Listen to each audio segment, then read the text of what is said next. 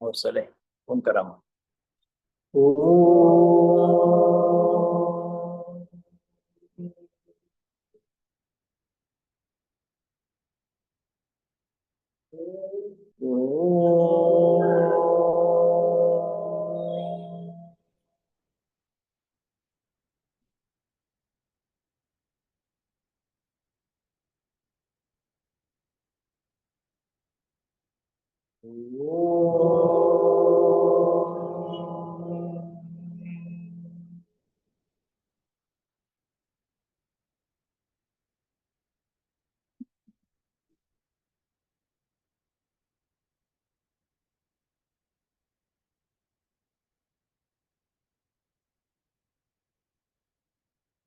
ಈಗ 21ನೇ ಎಪಿಸೋಡ್ ಇದು ಗುರುಗಳು ಒಪ್ಪುವ ದಿವ್ಯ ಜೀವನ ಅಂತಕ್ಕಂಥದ್ದು ಇದರೊಂದಿಗೆ ಮುಕ್ತಾಯವಾಗುತ್ತೆ ಇವತ್ತು.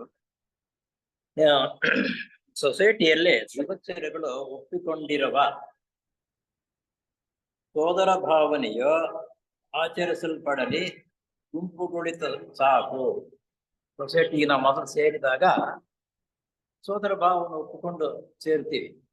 ಆದ್ರೆ ಬರ್ತಾ ಬರ್ತಾ ಗುಂಪುಗಳು ಕೂಡ್ಕೊಂಡು ಒಂದೊಂದು ಗುಂಪು ಒಂದೊಂದು ರೀತಿಯಲ್ಲೇ ಗುಂಪುಗೂಳಿಕೆ ಹೋದು ಜಾಸ್ತಿ ಆಗ್ತಾ ಇದೆ. ಇದನ್ನ ಕಡಿಮೆ ಮಾಡಿ. ದೈವಿಕ ಜ್ಞಾನದ ಸಂಪತ್ತು ಹೆಚ್ಚುವ ಸಂದರ್ಭದಲ್ಲಿ ವೈವಿಧ್ಯತೆಗೆ ಸುಸ್ವಾಗತ. ಗುರುಗಳು ಹೇಳ್ತಾರೆ ಅಂದ್ರೆ ದೈವಿಕ ಸಂಪತ್ತನ್ನು ಹೆಚ್ಚಿಸಿಕೊಳ್ಳುವುದಕ್ಕಾಗಿ ನೀವು ಬಂದಿದ್ದೀರಿ, ನಿಮಗೆ ಸುಸ್ವಾಗತ. ಆ ಗುರುಗಳ ನಮ್ಗೆ ಸ್ವಾಗತವನ್ನು ಕೋರ್ತಿದ್ದಾರೆ. ಭಿನ್ನಾಭಿಪ್ರಾಯಗಳುಳ್ಳ ಸೋದರನನ್ನು ಮರೆಯಿರಿ. ಭಿನ್ನಾಭಿಪ್ರಾಯಗಳುಳ್ಳ ಸೋದರರನ್ನು ಮನೆಯಿರಿ ಅಂದ್ರೆ ಅವರನ್ನ ಕ್ಷಮಾಪಣೆ ಕೊಡ್ತಕ್ಕಂಥದ್ದು. ಅದನ್ನೇ ನಾವು ಮಾಡ್ಕೊಂಡು ಹೋಗ್ತಕ್ಕಂಥದ್ದು ಸರಿಯಲ್ಲ. ಮತ, ಜನಾಂಗ, ಜಾತಿ, ಕುಲ ಮತ್ತು ಲಿಂಗ ಇವುಗಳಿಗೆ ಸಂಬಂಧಪಟ್ಟ ತಾರತಮ್ಯಗಳನ್ನು ಬದಿಗೊತ್ತಿ ಸಹೋದರ ಭಾವನೆಯನ್ನು ಆಚರಿಸುತ್ತಿರುವುದು ಪ್ರಶಂಸನೀಯವಾಗಿರುತ್ತದೆ. ಜಾತಿ, ಮತ, ಲಿಂಗ ಅಂತಕ್ಕಂಥದ್ದನ್ನ ಬದಿಗೊತ್ತಿ ನಾವು ಆ ಒಂದು ಆಧ್ಯಾತ್ಮಿಕ ಜೀವನವನ್ನು ನಡೆಸುವುದಕ್ಕಾಗಿ ಪ್ರಯತ್ನ ಪಟ್ಟಾಗ ಏನಂತಾರೆ ಅಂತಂದ್ರೆ ಆಚರಿಸುತ್ತಿರುವುದು ಪ್ರಶಂಸನೀಯವಾಗಿರುತ್ತದೆ. ನಮ್ಮ ಮೂಲ, ನಮ್ಮ ಕರ್ತವ್ಯ ಅದಕ್ಕೆ ಬಂದಾಗ ಪ್ರಶಂಸನೀಯವಾಗಿರುತ್ತೆ ಅಂದ್ರೆ ಉತ್ತಮ ರೀತಿಯಲ್ಲಿ ಬರ್ತಾ ಇದ್ದೀರಿ ಅಂತ ಅನ್ನೋದು. ಹಾಗೆಯೇ ಭಿನ್ನಾಭಿಪ್ರಾಯಗಳನ್ನು ಹೊಂದಿರುವ ಸದಸ್ಯರ ಮಧ್ಯೆಯೂ ಕೂಡ ಸಹೋದರ ಭಾವನೆಯು ಆಶ್ಚರ್ಯಪಡಲಿ. ನಮ್ಮ ಥಿಯಾಸಫಿ ಸಮಾಜಕ್ಕೆ ಇರುವ ಒಂದು ಪ್ರಾಮುಖ್ಯವಾದ ಹೆಗ್ಗುರುತು ಎಲ್ಲಾ ವಿಧವಾದ ತಾರತಮ್ಯಗಳನ್ನು ಬದಿಗೊತ್ತಿ ಸಹೋದರ ಭಾವನೆಯನ್ನು ಆಚರಿಸುವುದೇ ಆಗಿರುತ್ತದೆ. ಆ ರೀತಿ ಅನುಷ್ಠಾನ ಮಾಡುವಂತೆ ಶ್ರಮಿಸಿ. ಮುಖ್ಯವಾಗಿ ಥಿಯಾಸಫಿಕಲ್ ಸೊಸೈಟಿಯಲ್ಲಿ ಸೋದರ ಭಾವವನ್ನು ಅನುಷ್ಠಾನಕ್ಕೆ ತರಬೇಕನ್ನುವುದೇ ಬಹಳ ಮುಖ್ಯವಾಗಿರ್ತಕ್ಕಂಥ ಕರ್ತವ್ಯ ಮತ್ತು ಕೆಲಸ. ಈ ಸೋದರ ಭಾವನೆಯನ್ನು ನಾವು ಅನುಷ್ಠಾನಕ್ಕೆ ತಂದರೆ ನಮ್ಮ ಆಧ್ಯಾತ್ಮಿಕ ಜೀವನವು ವೃದ್ಧಿಯಾಗುವುದಕ್ಕೆ ಬಹಳ ಹುಮ್ಮದಿಂದ ಸಹಾಯವಾಗುತ್ತದೆ. ನಮಗೆ ಸೋದರ ಭಾವವನ್ನು ಸಮ್ಮತಿಸಿದಾಗ, ನಾವು ಅದನ್ನು ಆಚರಣೆ ಮಾಡಿದಾಗ ನಮ್ಮ ಆಧ್ಯಾತ್ಮಿಕ ಜೀವನವನ್ನು ನಡೆಸುವುದಕ್ಕೆ ನಮಗೆ ಸಮ್ಮತಿ ಸಿಗುತ್ತದೆ. ಸದ್ಯದ ನಿಮ್ಮ ಬೆಳವಣಿಗೆ ಅಂತಸ್ತಿನಲ್ಲಿ ನಿಮ್ಮ ನಂಬಿಕೆಗಳು ಅಷ್ಟು ಪ್ರಾಮುಖ್ಯವಲ್ಲ. ಈಗ ನಾವು ಸದ್ಯದಲ್ಲಿ ಬಂದಿದ್ದೀವಿ, ಬೆಳವಣಿಗೆ ಆಗಬೇಕಾದ್ರೆ ನಮ್ಮ ಪ್ರಾಮುಖ್ಯತೆಗಳಿಗೆ ಅಷ್ಟು ಬೇಕಾಗಿಲ್ಲ, ಅಷ್ಟು ಪ್ರಾಮುಖ್ಯವಲ್ಲ. ನಂಬಿಕೆಗಳಿಗೆ ಅಷ್ಟು ಪ್ರಾಮುಖ್ಯವಲ್ಲ. ನಂಬಿಕೆ ಕೆಲವು ಮೂಢನಂಬಿಕೆಗಳು ಮೊದಲಿನಿಂದ ಹುಟ್ಟು ಬಂದಿವೆ ನಾವು. ಆದ್ದರಿಂದ ಮೂಢನಂಬಿಕೆಗಳನ್ನ ಅಷ್ಟು ಪ್ರಾಮುಖ್ಯತೆಯಲ್ಲ. ಆದರೆ ಸಹೋದರ ಭಾವನೆಯು ಅವುಗಳ ಅಡಿಗಲ್ಲಿನಂತೆ ಇರಬೇಕು ಅಷ್ಟೇ. ಸಹೋದರ ಭಾವನೆ ಅಂತ ಅಡುಗಲ್ಲಿನಂತೆ ಇರಬೇಕು. ಅಡುಗಲ್ಲು ಅಂದ್ರೆ ಗೊತ್ತಲ್ಲ, ಪಾಯಗಾಗ್ತಕ್ಕಂಥ ಕಲ್ಲು, ಮೂಲ. ಈ ಕೆಲವರು ತಿಳುವಳಿಕೆ ಇರ್ತಕ್ಕಂಥ ಹೇಳ್ತಾರೆ, ಇಟ್ಟಿಗೆ ಗೋಡೆಗೆ ಹಾಕಿರ್ತಕ್ಕಂಥ ಇಟ್ಟಿಗೆ ಬದಲಾಗಿ ನನ್ನನ್ನು ಅಡುಗಲ್ಲಾಗಿ ಹಾಕೋಬೇಕು ಅಂತ. ಅವ್ರ ಉದ್ದೇಶ ಏನಪ್ಪಾ ಅಂದ್ರೆ, ಇಟ್ಟಿಗೆ ಗೋಡೆಗೆ ಹಾಕಿರ್ತಕ್ಕಂಥ ಇಟ್ಟಿಗೆ ಎಲ್ಲರಿಗೂ ಕಾಣಿಸುತ್ತೆ, ಅವನ ಹೆಸರು ಕೀರ್ತಿ ಬೇಕು ಅನ್ನೋ ಉದ್ದೇಶ ಇದೆ. ಅದು ಬೇಡ. ಅಡುಗಲ್ ಅಂದ್ರೆ ಒಳಗಡೆಗೆ ಹಾಕಿರ್ತಕ್ಕಂಥದ್ದು ಯಾರಿಗೂ ಗೊತ್ತಾಗಲ್ಲ, ಆದ್ರೆ ಭದ್ರ ಪಾಯ ಇಟ್ಕೊಂಡಿರ್ತಕ್ಕಂಥದ್ದು ಅದೇ. ಆ ರೀತಿ ತೋರ್ಪಡಿಕೆಗೆ ಬರತಕ್ಕಂಥ ವಿದ್ಯೆಗಳು ಬೇಡ. ನಾನು ಮೂಲ ವಿದ್ಯೆಯನ್ನು ಕಲಿತುಕೊಳ್ಳುವುದಕ್ಕಾಗಿ ಸಿದ್ಧವಾಗಿರುತ್ತೇನೆ ಅಂತ ಅನ್ನೋ ಉದ್ದೇಶದಿಂದ ಇದನ್ನು ಹೇಳೋದು ಅಡುಗಲ್ಲು ಹಾಕಿ ಅಂತ. ಅವುಗಳ ಅಡುಗಲ್ಲಿನಂತೆ ಇರಬೇಕಷ್ಟೇ. ಯಾರೂ ಕೂಡ ಭಿನ್ನಾಭಿಪ್ರಾಯಗಳುಳ್ಳ ಕಾರಣದಿಂದ ನಮ್ಮ ಸಮಾಜವನ್ನ ಬಿಡಬೇಕಾಗಿಲ್ಲ. ಕೆಲವು ಸಂದರ್ಭಗಳಲ್ಲಿ ಏನಾಗುತ್ತೆ ಅಂತಂದ್ರೆ, ಸೊಸೈಟಿಲಿ ಒಬ್ಬರು ಹೇಳಿದ್ದು ಇನ್ನೊಬ್ಬರು ಕೇಳಲ್ಲ, ಇನ್ನೊಬ್ರು ಹೇಳಿದಕ್ಕೆ ಇನ್ನೊಬ್ರು ಹೇಳಲ್ಲ, ಸಮ್ಮತಿ ಕೊಡಲ್ಲ. ನಾನ್ ಮಾಡಿದ್ದೆ ಸರಿ, ಇಲ್ಲ ನಾನ್ ಮಾಡದಿದ್ದೆ ಮಾಡಬೇಕು ಅಂತ ಅನ್ನೋದು, ಹೀಗೆ ವಾದ ವಿವಾದಗಳು ಪ್ರತಿಯೊಂದು ಕಡೆ ಬರುತ್ತೆ. ವಾದ ವಿವಾದಗಳ ಕಡೆಗೆ ನೀವು ಸಮ್ಮತಿ ಕೊಟ್ಟು ಬಿಡುವುದು ಬೇಡ. ಬೇಡ ನಾನು ಹೇಳಿದ ಮಾತು ಕೇಳೇ ಇಲ್ಲ, ನನ್ಗೆ ಸೊಸೈಟಿನ ಬೇಡ ಅಂತ ಹೇಳ್ಬಿಟ್ಟು ಬಿಟ್ಬಿಡ್ತೀರ ಅನೇಕ. ಈ ರೀತಿ ಬಿಡ್ತಕ್ಕಂಥದ್ದು ಸರಿಯಲ್ಲ. ಭಿನ್ನತೆಯು ನಮ್ಮ ಸಮಾಜದ ಜ್ಞಾನ ಸಂಪತ್ತನ್ನ ಹೆಚ್ಚಿಸಬೇಕು. ನಮ್ಮ ಸಮಾಜದ ಜ್ಞಾನ ಸಂಪತ್ತನ್ನು ಹೆಚ್ಚಿಸಬೇಕೆ ಹೊರತು ಭಿನ್ನತೆಯಾಗಿರಬಾರದು. ಕಾರಣದಿಂದ ಯಾರೋ ನಮ್ಮ ಸಮಾಜವನ್ನು ಬಿಟ್ಟು ಹೋಗಕೂಡದು. ಆ ರೀತಿ ಬಿಟ್ಟು ಹೋಗುವಂತೆ ಇತರೆ ಸದಸ್ಯರುಗಳಿಗೂ ವಿರಸವಾಗಿ ವರ್ತಿಸಕೂಡದು. ಯಾಕಪ್ಪ ಅಂದ್ರೆ 3 ಜನ 4 ಜನ ಒಂದು ಒಟ್ಟುಗೂಡಿಸಿ ಕಿರುಕುಳ ಕೊಟ್ಟು ವಿರಸ ಬರುವ ರೀತಿಯಲ್ಲಿ ಮಾಡಿದಾಗ ಈ ಕಿರುಕುಳ ಈ ವಿರಸ ಪಡೆಯುವುದಕ್ಕಿಂತ ದೂರ ಇರುವುದೇ ಉತ್ತಮ ಅಂತ ಹೇಳ್ಬಿಟ್ಟು ಅದನ್ನ ಬಿಟ್ಬಿಟ್ಟು ಹೊರಟಾಗ್ತಾರೆ. ನಿಮ್ಮ ಸಹವಾಸವೇ ನನಗೆ ಬೇಡ ಅಂತ ಜನರಲ್ ಆಗಿ ನಮ್ಮ ಜೀವನದಲ್ಲಿ ಬಿಟ್ಟು ಹೋಗ್ತೀವಿ. ಆದ್ರೆ ಸೊಸೈಟಿ ಬಂದಿರತಕ್ಕಂಥ ಆ ರೀತಿ ಬಿಟ್ಟು ಹೋಗುವುದು ಸರಿಯಲ್ಲ. ಅಂತಹ ದುಷ್ಕರ್ಮಕ್ಕೆ ಯಾರು ಪಕ್ಕಾಗಕೂಡದು. ದುಷ್ಕರ್ಮ ಏನ್ ಗೊತ್ತಾ? ಇಲ್ಲದ ಸಲ್ಲದ ಕಿರುಕುಳವನ್ನು ಕೊಟ್ಟು ಬಿಟ್ಟು ಹೋಗೋ ರೀತಿಯಲ್ಲಿ ಮಾಡಿದ್ರೆ ಅವನು ಇದ್ರೆ ತಾನೇ ನಮ್ಗೆಲ್ಲ ಯಾವ್ದು ಕೇಳೋದು ಇದು ಕೇಳೋದು ಅಂತಕ್ಕಂಥದ್ದು ಬಿಡುವ ರೀತಿಯಲ್ಲಿ ಏನಾದ್ರು ಒಳಗಡೆ ಒಳಸಂಚು ಮಾಡ್ತಕ್ಕಂಥದ್ದು ಬಹಳ ಚೆನ್ನಾಗಿ ಬಂದ್ಬಿಡುತ್ತೆ. ಯಾಕಂದ್ರೆ ನಮ್ಮ ನಿತ್ಯ ಜೀವನದಲ್ಲಿ ಅಂತ ಒಳಸಂಚುಗಳನ್ನು ಮಾಡಿ ಮಾಡಿ ಮಾಡಿ ರೂಢಿ ಆಗ್ಬಿಟ್ಟಿರುತ್ತೆ ನನಗೆ. ಅಲ್ಲಿ ಸಮೇತ ಒಳಸಂಚುಗಳನ್ನು ಮಾಡಿದಾಗ ಅದನ್ನ ಬೇಡ ಬಿಡಪ್ಪ, ಸಹವಾಸ ಬೇಡ ಅಂತ ಬಿಟ್ಟು ಹೋಗ್ತಕ್ಕಂಥದ್ದು ಮಾಡಿದರೆ ಆ ದುಷ್ಕರ್ಮಕ್ಕೆ ನೀವು ಕಟ್ಟಿಕೊಳ್ತೀರಾ. ಈ ರೀತಿ ಎಲ್ಲರೊಡನೆಯೂ ಸಮರಸತೆಯಿಂದ ವರ್ತಿಸುವುದನ್ನು ನಮ್ಮ ಸದಸ್ಯರುಗಳು ಕಲಿಯಬೇಕು.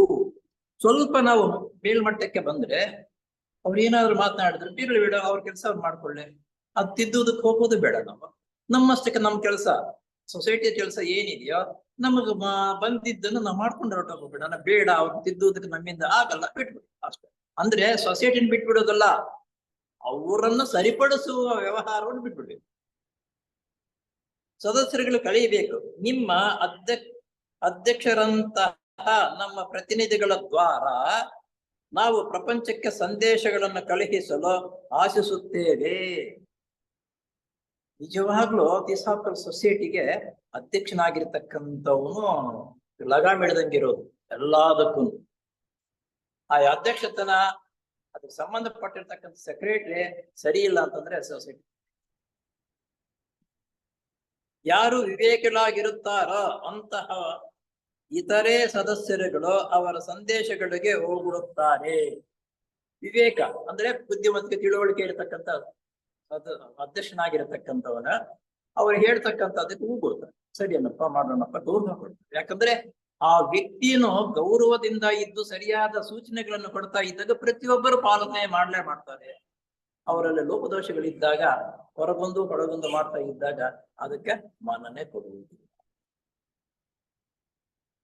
ಆ ರೀತಿ ಯಾರು ಹೂಗೊಡಲಾರರೋ ಅಂತವರನ್ನು ತಾತ್ಸಾರ ಭಾವನೆಯಿಂದ ಕಾಣಕೂಡದು. ಮತ್ತೊಂದು ಯಾರು ಎಲ್ಲ ಹೇಳ್ತಾ ಇರೋದು ಸೊಸೈಟಿ ಸೆಕ್ರೆಟರಿ ಪ್ರೆಸಿಡೆಂಟ್ ಆಗಿರ್ತಕ್ಕಂಥವ್ರು ಹೇಳ್ತಾ ಇರೋದು. ನೀನು ಹೇಳಿದನ್ನು ಹೋಗ್ಕೊಡ್ಲಿಲ್ಲ ಅಂತಂದ್ರೆ ಅವರ ಕಡೆ ಉದಾಸೀನತೆ ತೋರಿಸಬಾರದು. ಏಕೆಂದರೆ ಅವರು ಹೂಗೊಡುವ ಕಾಲವು ಬರದೇ ಇರುವುದಿಲ್ಲ. ಅಲ್ಲದೆ ಮಾರ್ಧವತೆಯು ಜನರನ್ನು ಸತ್ಯಕ್ಕೆ ಕರೆದೊಯ್ಯುವಂತೆ ಘರ್ಷಣೆಯಾಗಲಿ ತಾತ್ಸಾರ ಭಾವನೆಯಾಗಲಿ ಆ ರೀತಿ ಮಾಡಲಾರದು. ನಾವು ಸತ್ಯಕ್ಕೆ ಕರೆದೊಯ್ಯುವುದು ಸೊಸೈಟಿ ಮೂಲಗಳಿಂದ ಅಲ್ಲಿ ಬಂದಿರತಕ್ಕಂಥ ವಿಷಯವನ್ನ ವ್ಯವಹಾರಗಳನ್ನ ಮನದಟ್ಟಾಗ ನಾವು ತಿಳ್ಕೊಂಡು ಅದರಂತೆ ನಡ್ಕೊಳ್ಳುವುದಕ್ಕೆ ಅವಕಾಶವನ್ನು ಕಲ್ಪಿಸಿಕೊಳ್ತಕ್ಕಂಥದ್ದು ಥಿಯೋಸಾಫಿಕಲ್ ಸೊಸೈಟಿ. ಆ ಅವಕಾಶವನ್ನು ಕಳ್ಕೊಳ್ಳಬೇಡಿ. ಘರ್ಷಣೆಗಳಿಗೆ ತಾತ್ಸಾರ ಭಾವನೆಗಳಾಗಲಿ ಆ ರೀತಿ ಮಾಡಲಾರದು. ಆ ರೀತಿ ಹೂಗೊಡುವುದು ಬಿಡುವುದು ಮುಖ್ಯವಾದದ್ದಲ್ಲ. ಆ ರೀತಿ ಸರಿಯಪ್ಪ, ಇವತ್ತು ಸರಿಯಾಗಿದೆ ಬರೋಣ, ನಾಳೆ ಬೇಡ, ಲೇಟ್ ಆಗಿ ಬರ್ತಕ್ಕಂಥದ್ದು ಯಾವ್ದೋ ಕಾಟಾಚಾರಕ್ಕೆ ಬರೋದು ಹೋಗ್ತಕ್ಕಂಥದ್ದು. ನಾನು ಬಂದಿದ್ದೆ ಯಾವಾಗ ಕೆಲಸಕ್ಕೆ ಬರದ ಸಮಯದಲ್ಲಿ ವಿಷಯ ಸಮಯಕ್ಕೆ ತಕ್ಕಂತೆ ಸರಿಯಾಗಿ ಬರಬೇಕು. ನೀನು ಬಂದು ಬೇರೆ ಜನರನ್ನು ಹುರಿದುಂಬಿಸ್ತಾ ಇದ್ದರೆ ಅಭಿವೃದ್ಧಿ ಆಗಲೇ ಆಗುತ್ತದೆ. ಎಲ್ಲರಿಗೂ ಅಭಿಪ್ರಾಯ ಸ್ವಾತಂತ್ರ್ಯವಿರಬೇಕು. ಮುಟುಕು ಮಾಡಬಾರದು ಬೇರೆಯವ್ರ ಸ್ವಾತಂತ್ರ್ಯವನ್ನೇ. ಎಲ್ಲರಿಗೂ ಸ್ವಾತಂತ್ರ್ಯವಿದೆ. ಆದ್ರೆ ಅವನು ಏನಾದ್ರೂ ಮಾತನಾಡತಕ್ಕಂಥ ಮಾತಿನಲ್ಲಾಗಲಿ ಹೇಳತಕ್ಕಂಥದ್ರಲ್ಲಾಗಲಿ ಅಥವಾ ನಡತೆಯಲ್ಲಾಗಲಿ ಭಿನ್ನಾಭಿಪ್ರಾಯ ಇರುವ ರೀತಿಯಲ್ಲಿದ್ದರೆ ನೀನು ಅದನ್ನು ಮನಸ್ಸಿನಲ್ಲೇ ಇಟ್ಟುಕೊಂಡು ಅದನ್ನು ಯಾವ ರೀತಿ ಸರಿಪಡಿಸಬೇಕು ಅಂತಕ್ಕಂಥದನ್ನ ನೀನು ಯೋಚನೆಗಳ ಮಾಡಿ ಆ ಯೋಚನಾ ತರಂಗಗಳಿಂದ ಅವರನ್ನು ಸರಿಪಡಿಸ. ಅದು ಎಷ್ಟು ಜವಾಬ್ದಾರಿ ಇರುತ್ತೆ ಹೇಗೆ ಮಾಡ್ಬೇಕು ಅಂತ ನಾವು. ದೊಡ್ಡವರು ಹೊಂದಾಳುಗಳು ಆಗಿರುವವರ ಅಭಿಪ್ರಾಯಗಳನ್ನು ಮನ್ನಿಸಲೇಬೇಕೆಂಬ ಮೌಢ್ಯವು ನಿಮ್ಮ ಸಮಾಜದಲ್ಲಿ ಇರಕೂಡದು. ಇಲ್ಲಿ ಅಯ್ಯೋ ಅವ್ರು ದೊಡ್ಡವರಪ್ಪ, ಅವ್ರನ್ನ ಎದುರಾಡ್ಕೊಳ್ಳೋದು ಯಾಕೆ ನಾವು, ಅವ್ರು ಮಾಡಿದ್ದೇ ಸರಿ ಅಂತ ಬಿಟ್ಟು ಅವ್ರು ಮಾಡ್ತಾ ಇರೋ ತಪ್ಪುಗಳನ್ನ ಸರಿಪಡಿಸೋದಕ್ಕಾಗಲಿ ಅವ್ರ ಸೂಚನೆ ಕೊಡುವುದಕ್ಕೆ ನಮ್ಗೆ ಆಗ್ಲಿ ಅಂತ ಸುಮ್ಮನೆ ಇರ್ತಾರೆ. ನೋಡಿ, ಎರಡೂ ಹೇಳ್ತಾರೆ. ಆ ಸಂದರ್ಭಕ್ಕೆ ತಕ್ಕಂತೆ ನಾವು ವ್ಯವಹಾರ ನಡೆಸಬೇಕು. ಇಲ್ಲಿ ಅಭಿಪ್ರಾಯಗಳಿಗೆ ಮನ್ನಣೆ ಕೊಡಬೇಕು ಅಂತ ಹೇಳ್ತಾರೆ. ಅಯ್ಯೋ ಅವ್ರು ದೊಡ್ಡವರಪ್ಪ, ಅವ್ರು ಮಾತನಾಡೋದು ಹೇಗೆ, ಅವ್ರು ಏನ್ ಮಾಡ್ತಾ ಇದ್ರೆ ಮಾಡ್ಲಿ ಬಿಡಪ್ಪ ಅಂತ ನಾವು ಸುಮ್ಮನೆ ಇರುವಾಗ ಆಗ್ಲಿ ಮೌಢ್ಯವಾಗುತ್ತದೆ. ಅದನ್ನು ಹೇಳ್ತಾರೆ. ಸಮಾಜದಲ್ಲಿ ಇರಕೂಡದು. ಯಾರ್ಯಾರ ಅಭಿಪ್ರಾಯಗಳಲ್ಲಿನ ಭಿನ್ನತೆಯನ್ನು ಬದಿಗೊತ್ತಿ, ಪ್ರತಿಯೊಬ್ಬರದು ಒಂದೊಂದು ಅಭಿಪ್ರಾಯವಿರುತ್ತೆ. ಎಲ್ಲರ ಅಭಿಪ್ರಾಯವನ್ನು ಸ್ವೀಕರಿಸಬೇಕು. ಅದರಲ್ಲಿ ಒಳ್ಳೇದು ಯಾವುದು ಕೆಟ್ಟದ್ದು ಯಾವುದು ಅಂತಕ್ಕಂಥದ್ದನ್ನ ತಿಳಿಸಿಕೊಂಡು ಭಿನ್ನತೆಗಳನ್ನ ಬದಿಗೊತ್ತಿ ಸಹೋದರ ಭಾವನೆ ಮತ್ತು ಸಮರಸತೆಯಿಂದ ವರ್ತಿಸುತ್ತಾರೆಯೋ ಅಂತಹ ಆದರ್ಶ ಸದಸ್ಯರುಗಳು ನಮ್ಮ ಮನ್ನಣೆಗೆ ಅರ್ಹರು. ಘರ್ಷಣೆಗಳು ಬರುತ್ತೆ, ಅವಕಾಶಗಳು ಸಿಗುತ್ತೆ, ಅವಕಾಶ ಸಿಗ್ತಕ್ಕಂಥದನ್ನ ದುರುಪಯೋಗ ಪಡಿಸ್ಕೊಳ್ತಕ್ಕಂಥವ್ರು ಇರ್ತಾರೆ. ಈ ಘರ್ಷಣೆಯ ವ್ಯವಸ್ಥೆ ಅವ್ಯವಹಾರಗಳಲ್ಲಿ ನಿಂದು ವ್ಯವಹಾರದಲ್ಲಿ ಇರತಕ್ಕಂಥದ್ದನ್ನೆಲ್ಲ ಸಮರಸತೆಯಿಂದ ನೋಡಿಕೊಂಡು ಸಮರಸತೆಯಿಂದ ಜೀವನ ನಡೆಸ್ತಕ್ಕಂಥ ಸದಸ್ಯರು ನಮ್ಮ ಮನ್ನಣೆಗೆ ಅರ್ಹರು. ನಾವು ಆಹ್ವಾನ ಮಾಡೋದಕ್ಕೆ ಆ ನಿಯಮಗಳಿರ್ತಕ್ಕಂಥವ್ರು ಅರ್ಹರಾಗುತ್ತೆ. ನಮ್ಮ ಅರ್ಹತೆ ಏನಪ್ಪ ಅಂದ್ರೆ ಇಂಥ ಅರ್ಹತೆ. ಸೋದರ ಭಾವನೆ ಇರಬೇಕು, ಸಮಾನವಾಗಿ ಜನರನ್ನು ನೋಡಬೇಕು, ಲಿಂಗ ತಾರತಮ್ಯ ಇರಬಾರದು, ಬೇರೆ ಲಿಂಗ ಮತ ಅಂತ ಅದಕ್ಕೆ ಅವಕಾಶ ಪಡೆದಿರ ಎಲ್ಲರೂ ಸಮಾನರು, ಎಲ್ಲರೂ ಸಹೋದರರು. ಭಿನ್ನಾಭಿಪ್ರಾಯಗಳು ಇದ್ದರೂ ಸಮೇತ ಅವನ್ನು ನಾವು ಅನುಸರಿಸಿಕೊಂಡು ರೀತಿಯಲ್ಲಿ ಜೀವನವನ್ನು ನಡೆಸುತ್ತಾ ಬೇರೆಯವರನ್ನು ಹುರಿದುಂಬಿಸುತ್ತಾ ಸದಸ್ಯತ್ವವನ್ನು ಹೆಚ್ಚಿಸಿಕೊಳ್ಳಬೇಕು. ಆ ನಿಯಮಗಳಿಗೆ ಬದ್ಧವಾಗುವ ರೀತಿಯಲ್ಲಿ ನಾವು ಬೇರೆಯವರನ್ನು ಪೋಷಣೆ ಮಾಡಬೇಕು. ಇದು ದಿಸಾಪಲ್ ಸೊಸೈಟಿಗೆ ಮಾಡಲೇಬೇಕಾಗಿರ್ತಕ್ಕಂಥ ನಮ್ಮ ಕರ್ತವ್ಯಗಳು. ಸ್ವಾತಂತ್ರ್ಯವು ನಮ್ಮ ಸಮಾಜದ ಉಸಿರಿನಂತೆ ಇರುತ್ತದೆ. ನೋಡಿ, ಸ್ವಾತಂತ್ರ್ಯ ಅಂತಕ್ಕಂಥದ್ದು ಎಲ್ಲರಿಗೂ ಇದೆ. ನಮ್ಮ ಸಮಾಜದ ಉಸಿರು ಅದು. ಉಸಿರು ಅಂದ್ರೆ ನಮ್ಮ ಜೀವನ ನಡೆಸಬೇಕಾದ್ರೆ ನಮಗೆ ಉಸಿರೇ ಮುಖ್ಯ. ಉಸಿರಿಲ್ಲ ಅಂದ್ರೆ ಇಲ್ಲ. ಹಾಗೆ ಉಸಿರು ಎಷ್ಟು ಮುಖ್ಯವೋ ಪ್ರತಿಯೊಬ್ಬ ವ್ಯಕ್ತಿಗೂ ಸ್ವಾತಂತ್ರ್ಯವೂ ಅಷ್ಟೇ ಮುಖ್ಯ ಅಂತ ನೋಡಿ.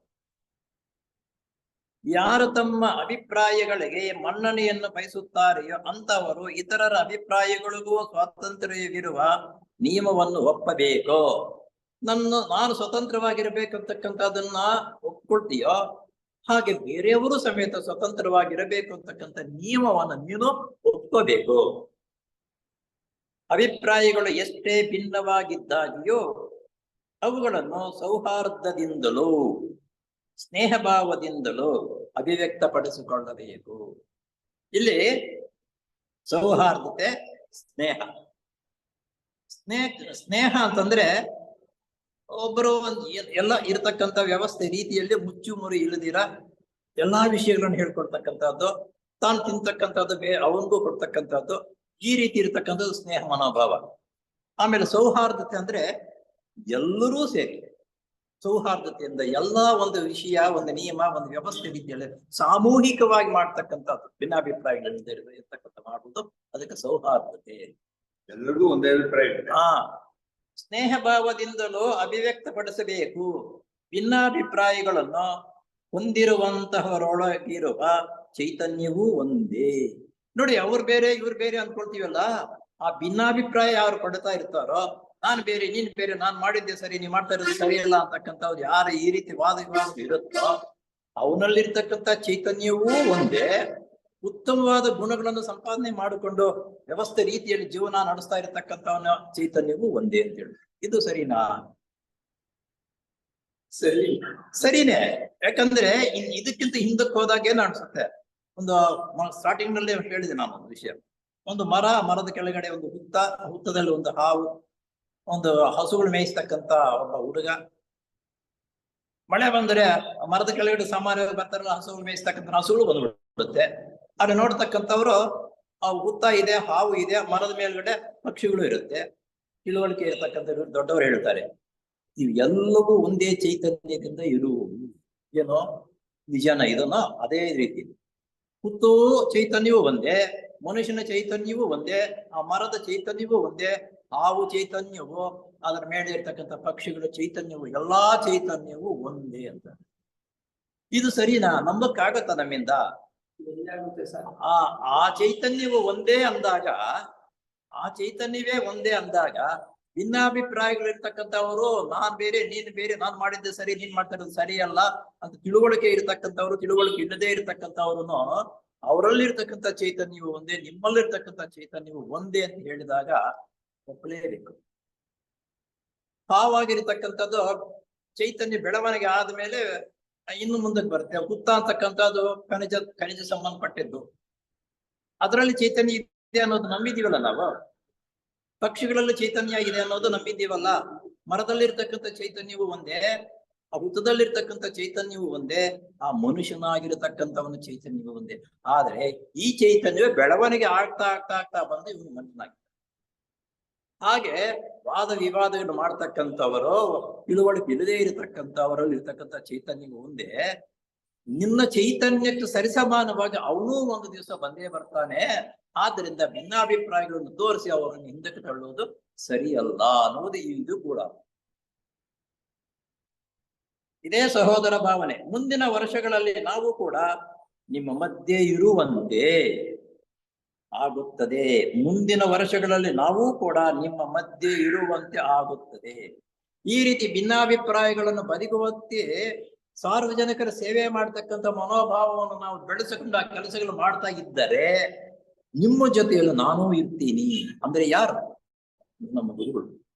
ಈಗಲೂ ಅಷ್ಟೇ ನಮ್ಮ ಸೊಸೈಟಿ ಪ್ರಾರಂಭ ಮಾಡಿ ಯಾವ್ದಾದ್ರು ಕೆಲಸ ಕಾರ್ಯಗಳನ್ನು ಮಾಡ್ತಾ ಇರುವಾಗ ಅವರ ಹಿನ್ನೆಲೆಯಿಂದ ನಮಗೆ ಶಕ್ತಿ ಸಾಮರ್ಥ್ಯವನ್ನು ಕೊಡ್ತಾ ಇರ್ತಾರೆ. ಅವರು 4 ಜನ ಸೇರಿ ಇಂತಹ ವಿಷಯಗಳನ್ನ, ದೈವಿಕ ಯೋಜನೆಗೆ ಸಂಬಂಧಪಟ್ಟಿರ್ತಕ್ಕಂಥ ವಿಷಯಗಳನ್ನ ಚರ್ಚೆ ಮಾಡೋದಾಗಲಿ, ಆ ಕೆಲಸವನ್ನ ಮಾಡೋದಾಗಲಿ ಇದ್ದಾಗ ಅವರಷ್ಟಕ್ಕವರೇ ಅಲ್ಲಿ ಪ್ರತ್ಯಕ್ಷವಾಗಿರ್ತಾರೆ.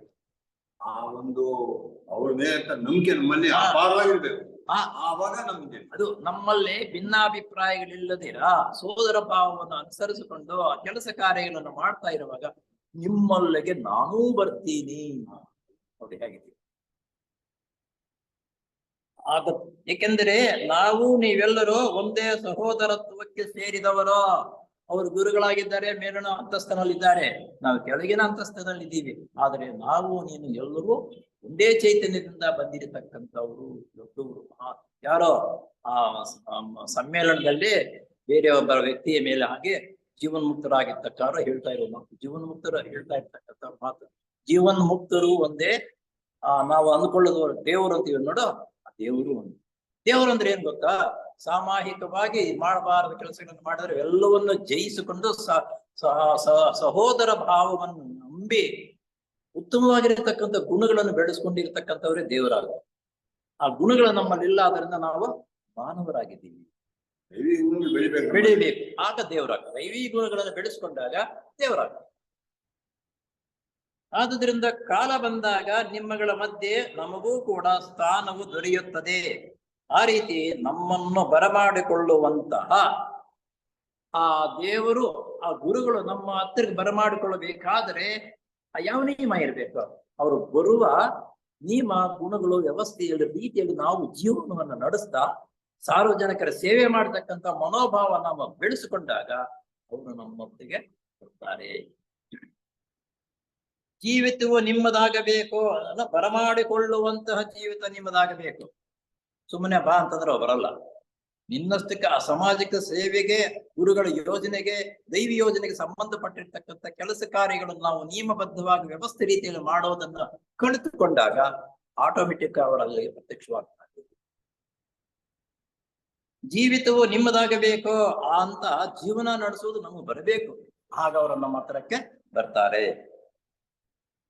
ಇಂತಹ ಇಚ್ಛೆಯು ನಿಮ್ಮಲ್ಲಿ ಹುಟ್ಟುವವರೆಗೆ ಕಾದಿರಲು ಸಮ್ಮತಿಸುತ್ತೇವೆ.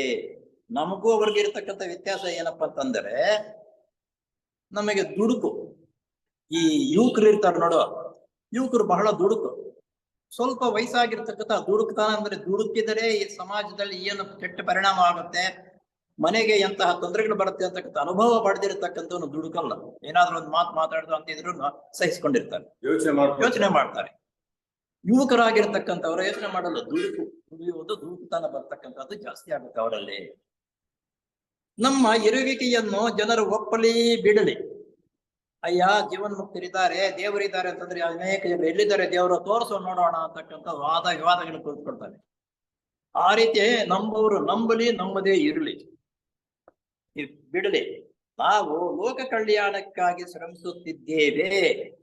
ಇನ್ನು ಗುರುಗಳಾಗಿರತಕ್ಕಂಥವರು ಲೋಕ ಕಲ್ಯಾಣಕ್ಕಾಗಿ ಅವರಿಗೆ ನಮಗೆ ಕಣ್ಣಿಗೆ ಕಾಣದಿರ ನಮಗೆ ಸಪೋರ್ಟ್ ಮಾಡಿಕೊಂಡು ಅವರು ದುಡಿಮೆ ಮಾಡ್ತಾ ಇದ್ದಾರೆ. ಆ ಲೋಕ ಕಲ್ಯಾಣ ಕಾರ್ಯಗಳನ್ನು ಮಾಡತಕ್ಕಂಥ ಸದಸ್ಯರು ಸಿಕ್ಕಿದರೆ ಅವರಿಗೆ ಅತ್ಯಂತ ಉನ್ನತವಾಗಿರ್ತಕ್ಕಂಥ ಸಂತೋಷವು ಅವರೊಂದಿಗೆ ಮುನ್ನಗ್ಗಿಸುವುದಕ್ಕಾಗಿ ಅವರಿಗೆ ಬಹಳ ಉತ್ಸಾಹ ಹುಮ್ಮಸ್ಸಿನಿಂದ, ನಾವು ಯಾವ ರೀತಿ ಉತ್ಸಾಹ ಹುಮ್ಮಸ್ಸಿನಿಂದ ಕೆಲವು ಮಾಡ್ಬೇಕು ಅಂತ ಮಾಡ್ತೀವೋ ಹಾಗೆ ಅಂತ ಜನರು ಸಿಕ್ಕಿದ್ರೆ ಅವ್ರಿಗೂ ಉತ್ಸಾಹದಿಂದ ಆ ಕೆಲಸಗಳನ್ನು ಪೂರೈಸಿಕೊಳ್ಳೋದಕ್ಕೆ ನಮಗೆ ಸಹಾಯ ಮಾಡ್ತಾರೆ. ಮತ್ತು ನಿಮ್ಮ ಸಮಾಜವಾದ ಸೊಸೈಟಿಯು ನಮ್ಮನ್ನು ನಂಬುವ ಕಾಲವು ಬಂದೇ ಬರುತ್ತದೆ. ನೀನು ಮಾಡ್ಕೊಂಡಿದ್ದಾಗ ಸೊಸೈಟಿಯು ನಮ್ಮನ್ನು ನಂಬುವಂತಹ ಕಾಲ ಬಂದೇ ಬರುತ್ತೆ. ಯಾವ ಕಾಲ? ನಮ್ಮ ಸೊಸೈಟಿಲಿ ಅದೇ ಕೆಲಸಕ್ಕೆ 6ನೇ ಜನಾಂಗಕ್ಕೆ ಸಂಬಂಧಪಟ್ಟಿರತಕ್ಕಂತಹ ತರಬೇತಿ ನೀಡುವುದಕ್ಕಾಗಿ ನಮ್ಮ ಸೊಸೈಟಿಗಳು ಪ್ರಾಮುಖ್ಯವಾಗಿ ಹುಟ್ಟಿರುವುದು. ಆ ರೀತಿ ಹುಟ್ಟಿ ಬೆಳವಣಿಗೆ ಆದಾಗ ಅವಾಗ ಎಲ್ಲರೂ ನಮ್ಮಲೇ ನಂಬ್ತಾರೆ. ಅಂತಹ ಸಮಾಜದಲ್ಲಿ ಅಂತಹ ಜನರು ಇದ್ದಾಗ ನಮ್ಮಲೇ ನಂಬ್ತೀವಿ. ಅದಕ್ಕಾಗಿ ಒಂದಲ್ಲ ಒಂದು ದಿವಸ ಎಲ್ಲರೂ ನಂಬುತ್ತೀರಾ. ನಿರೀಕ್ಷಣೆಯು ಸಹಜವಾಗಿ ಆಗಿದೆ. ಹಾಗೆ ನಿರೀಕ್ಷಣೆ, ಅಯ್ಯೋ ನನ್ನ ಮಗನು ಚೆನ್ನಾಗಿ ಉತ್ತಮವಾಗಿ ಓದುತ್ತಾನೆಪ್ಪ, ಒಳ್ಳೆ ಉದ್ಯೋಗದಲ್ಲಿ ಬರ್ತಾನೆ, ಜನಸೇವೆ ಮಾಡ್ತಾನೆ ಅಂತಕ್ಕಂಥ ಅಭಿಪ್ರಾಯ, ನಂಬಿಕೆ ತಂದೆ ತಾಯಿಗಳು ಇರಲ್ವಾ? ಹಾಗೆ ನಾವು ಮುಂದುವರಿಸ್ಕೊಂಡು ಬರ್ತೀವಿ ಅಂತಕ್ಕಂಥ ನಮ್ಮ ಗುರುಗಳಾಗಿರ್ತಕ್ಕಂಥವ್ರಿಗೆ ನಮ್ಮ ಮೇಲೆ ಆ ನಂಬಿಕೆ ಇದೆ. ಆದರೆ ಕೆಲವರು ಬೇಗ ಬರ್ತಾರೆ, ಇನ್ನು ಕೆಲವರು ನಿಧಾನಕರು. ಈಗನಂತೆ ಊಹಾಪೋಹ ಆಧಾರದ ಮೇಲೆ ನಮ್ಮನ್ನು ನಂಬುವುದಕ್ಕೆ ಬದಲಾಗಿ ನಾವು ಕೂಡ ನಿಮ್ಮಂತಹ ಸಜೀವ ವ್ಯಕ್ತಿಗಳೇ ಎಂಬ ನಂಬಿಕೆಯು ಅತಿಶಯೋಕ್ತಿಯಲ್ಲ. ಏನೋ ಇಲ್ಲಿ ನೋಡಿ ಇನ್ನೊಂದ್ಸಲ, ಊಹಾಪೋಹದ ಆಧಾರದ ಮೇಲೆ ನಮ್ಮನ್ನು ನಂಬುವುದಕ್ಕೆ ಬದಲಾಗಿ ನಾವು ಕೂಡ ನಿಮ್ಮಂತಹ ಸಜೀವ ವ್ಯಕ್ತಿಗಳೇ, ನಿಮ್ಮಂತೆ ನಾವು ಸಜೀವ ವ್ಯಕ್ತಿಗಳೇ, ಆದ್ರೆ ನಮಗೆ ಕಾಣಲ್ಲ ಅವರಷ್ಟೇ ಎಂಬ ನಂಬಿಕೆಯು ಅತಿಶಯೋಕ್ತಿಯಲ್ಲ. ಇಲ್ಲಿ ನಮ್ಮಂತೆಯೇ ಅವರು ಇದ್ದಾರೆ ಅಂತಕ್ಕಂಥದ್ದು ಅತಿಶಯೋಕ್ತಿಯಲ್ಲ. ಅತಿಯಾಗಿ ಜನರನ್ನ ನಂಬುವುದು, ಅತಿಯಾಗಿ ಅವರ ಮೇಲೆ ಅಭಿಮಾನ ಇಟ್ಕೊಳ್ತಕ್ಕಂಥದ್ದು ಅತಿಶಯೋಕ್ತಿಯಲ್ಲ. ಅತಿ ಮಾಡಬಾರದು ಯಾವುದಕ್ಕೂ. ನಿಮ್ಮ ಪೈಕಿ ಕೆಲವರಿಗೆ ನಾವು ಚಿರಪರಿಚಿತರಾಗಿರುತ್ತೇವೆ. ನಿಮ್ಮಲ್ಲಿ ಕೆಲವರಿಗೆ ನಾವು ಚಿರಪರಿಚಿತರಾಗಿರುತ್ತೇವೆ. ಮೇಡಮ್ ಲಾವಟ್ಸ್ಕಿ ಅವರು, ಅನಿ ಬೆಸೆಂಟ್, ಇವರಿಗೆ ಎಲ್ಲರೂ ಆ ಗುರುಗಳಾಗಿರ್ತಕ್ಕಂಥ ದರ್ಶನ ಕೊಟ್ಟು ಮಾರ್ಗದರ್ಶನ ಕೊಟ್ಟಿರ್ತಕ್ಕಂಥದ್ದು. ಆದ್ದರಿಂದ ಅವರಿಗೆಲ್ಲ ಚಿರಪರಿಚಿತರ ಗುರುಗಳು. ನಾವು ಅವ್ರ ಮುಖವೇ ನೋಡಿಲ್ಲ, ಅವರು ಇದನ್ನೇ ನೋಡಿಲ್ಲ, ಅವರಿಗೆ ಚಿರಪರಿಚಿತರಾಗಿದ್ದೀರಿ. ಯಾಕಂದ್ರೆ ಅವರ ಮಟ್ಟಕ್ಕೆ ಬೆಳವಣಿಗೆ ಹೋಗಿದ್ದಾರೆ, ಅನಿಯಮದಂತೆ ನಡ್ಕೊಂಡಿದ್ದಾರೆ, ಸಾರ್ವಜನಿಕರ ಸೇವೆ ಮಾಡ್ತಕ್ಕಂಥ ಸಾಮರ್ಥ್ಯ ಅವರಲ್ಲಿದೆ. ಆದ್ದರಿಂದ ಅಂತಹ ಸಾಮರ್ಥ್ಯ ಇರ್ತಕ್ಕಂಥವರಿಗೆ ಮಾರ್ಗದರ್ಶನ ನೀಡ್ತಾ ಅವಾಗ ಬಂದು ಮಾರ್ಗದರ್ಶನ ನೀಡಿದ್ದಾರೆ. ಆದ್ದರಿಂದ ನಿಮ್ಮಲ್ಲಿರ್ತಕ್ಕಂಥವ್ರಿಗೆ ನಾವು ಚಿರಪರಿಚಿತರು ಅಂತಂದ್ರೆ ಯಾವಾಗ್ಲೂ ನೋಡಿರ್ತಕ್ಕಂಥ. ಈಗ ನಮ್ಮ ತಿಸಾಪುರ ಸೊಸೈಟಿಗೆ ಭಾಷಣ ಮಾಡ್ತಕ್ಕಂಥವ್ರು ಪದೇ ಪದೇ ಬರ್ತಾ ಇದ್ರು, ಅಯ್ಯೋ ನಾವೆಲ್ಲ ಚಿರಪರಿಚಿತಪ್ಪ ಇವ್ರಿಗೆಲ್ಲರಿಗೂ ಹೇಳಲ್ವಾ? ಹಾಗೆ ಚಿರಪರಿಚಿತರು ಅವರಿಗೆ ನಿಮ್ಮಲ್ಲಿ ಕೆಲವರಿಗೆ ನಾವು ಚಿರಪರಿಚಿತರು. ಅಂತಹ ಪ್ರತ್ಯಕ್ಷಾನುಭವಗಳುಳ್ಳವರು ಇತರರಿಗೂ ನಮಗೂ ಮಧ್ಯೆ ಇರುವ ಕತ್ತಲೆ ಗೋಡೆಯನ್ನು ಕೆಡವು ಹಾಕಿ. ಮಧ್ಯೆ ಇರತಕ್ಕಂಥವ್ರು ನಾವು, ಕತ್ತಲದ ಗೋಡೆ ಇದೆ, ಕತ್ತಲೆ ಗೋಡೆಯನ್ನು ಕೆಡವು ಹಾಕಿದಾಗ ಬೆಳಕು ಬರುತ್ತೆ. ಈಗ ನಾವು ಮೊದಲು ಸ್ಟಾರ್ಟಿಂಗ್ ನಲ್ಲಿ ಕೂತ್ಕೊಂಡಾಗ ಕರೆಂಟ್ ಇಲ್ಲ, ಕತ್ತಲ ಆದ್ದರಿಂದ ಏನ್ ಮಾಡಿದ್ವು, ಗೋಡೆಯನ್ನು ತೆಗಿಯಕ್ ಆಗ್ಲಿಲ್ಲ, ಕಿಟಕಿ ತೆಗೆದು. ಹಾಗೆ ಆ ಕತ್ತಲೆಯನ್ನು ನಾವು ಕಡಿಮೆ ಮಾಡ್ಬೇಕಾದ್ರೆ ಬೆಳಕು ಬರಬೇಕು. ಇದರ ಅರ್ಥ ಏನಪ್ಪಾ ಅಂದ್ರೆ, ನಮ್ಮಲ್ಲಿರತಕ್ಕಂಥ ಮೂಢನಂಬಿಕೆಗಳು, ಅವ್ಯವಹಾರಗಳು, ಸೋದರ ಭಾವವನ್ನು ವಿರೋಧಿಸ್ತಕ್ಕಂಥದ್ದು, ಇದು ಕತ್ತಲೆ. ಇವೆಲ್ಲ ನಾವು ತೆಗೆದಾಗ ಆ ಬೆಳಕು ಯಾರದೋ, ಮಹಾತ್ಮರಾಗಿರ್ತಕ್ಕಂಥ ಬೆಳಕು ನಮ್ಮ ಮೇಲೆ ಬಿದ್ದು ಅವರು ನಾವು ಈ ಮೇಲ್ಮಟ್ಟಕ್ಕೆ ಬರುವುದಕ್ಕೆ ನಮ್ಗೆ ದಾರಿ ತೋರಿಸ್ತಾರೆ. ಆ ಕತ್ತಲೆ ಹೋಯ್ತು ಅಂದ್ರೆ ಅವಾಗ ನಾವು ಬೆಳಕಿನಲ್ಲಿ ಕಾಣಿಸ್ತೀವಿ. ಜೀವಿತದಲ್ಲಿ ನಮ್ಮ ಜ್ಞಾನ ಭಂಡಾರದ ಬೀಗದ ಕೈಯಂತಿರುವ ಸೋದರ ಭಾವನೆಯು, ನೋಡು, ಜೀವಿತದಲ್ಲಿ ನಮ್ಮ ಜ್ಞಾನ ಭಂಡಾರದ ಬೀಗದ ಕೈ ಯಾವುದೋ ಸೋದರ ಭಾವ. ಎಷ್ಟು ಸೊಗಸಾಗಿದೆ ನೋಡಿ. ನಮ್ಮ ಜ್ಞಾನದ ಭಂಡಾರದ ಬೀಗದ ಕೈಯೇ ಸೋದರ ಭಾವ. ಸೋದರ ಭಾವ ನಾವು ಆಚರಣೆ ಮಾಡ್ತಾ ಇದ್ದೀರಾ? ಇಷ್ಟು ಒತ್ತಿ ಕೊಟ್ಟು ಸೋದರ ಭಾವದ ಮಹತ್ವ ಏನಿದೆ ಅಂತಕ್ಕಂಥದ್ದು ಈ ಗುರುಗಳು ಇದು ಗುರುಗಳು ಹೇಳ್ತಾ ಇರುವ ಪದಗಳು, ನಾವಲ್ಲ. ಸೋದರ ಭಾವವು ಜ್ಞಾನ ಭಂಡಾರದ ಬೀಗದ ಕೈಯಂತೆ. ಆ ಬೀಗದ ಕೈ ಕಳ್ಕೊಳ್ತಾ ಇದೆಯಲ್ಲ, ನಮ್ಮ ಮನಸ್ಸೇ ಬೀಗ ಕೈ. ಅದೇ ಹೇಳ್ತಾ ಇರೋದು. ಸೋದರ ಭಾವ ಒಬ್ಬರು ನೋಡಿದ್ರೆ ಒಬ್ಬರು ಆಗಲ್ಲ, ಇದು ಸರಿಯಲ್ಲ. ಆ ಸೋದರ ಭಾವ ನಿಮ್ಮಲ್ಲಿ ಬಂದರೆ ಜ್ಞಾನ ಭಂಡಾರದ ಬೀಗದ ಕೈ, ಆ ಬೀಗದ ಕೈಯಿಂದ ತೆಗೆದ್ರೆ ಒಳಗಡೆ ಇರ್ತಕ್ಕಂಥ ಜ್ಞಾನದ ಭಂಡಾರ ಸಿಗುತ್ತೆ ನಮಗೆ. ಜ್ಞಾನ ಅಂತಕ್ಕಂಥದ್ದು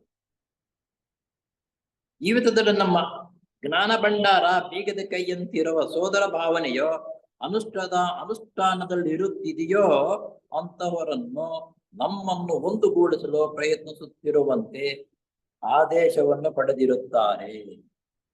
ಆ ರೀತಿ ಅವರಿಗಿಂತ ಮೇಲ್ಮಟ್ಟದವರು ಇರ್ತಾರಲ್ಲ, ಜೀವನ್ಮುಕ್ತರಾಗಿರ್ತಕ್ಕಂಥವ್ರಿಗಿಂತ ಮೇಲ್ಮಟ್ಟದವರು ಇರ್ತಾರೆ. ನಾವು ಜೀವನ್ಮುಕ್ತರಲ್ಲ, ನಮ್ಮಲ್ಲಿ ಏನು ಸೋದರ ಭಾವವನ್ನು ನಾವು ಒಪ್ಕೋಬೇಕು.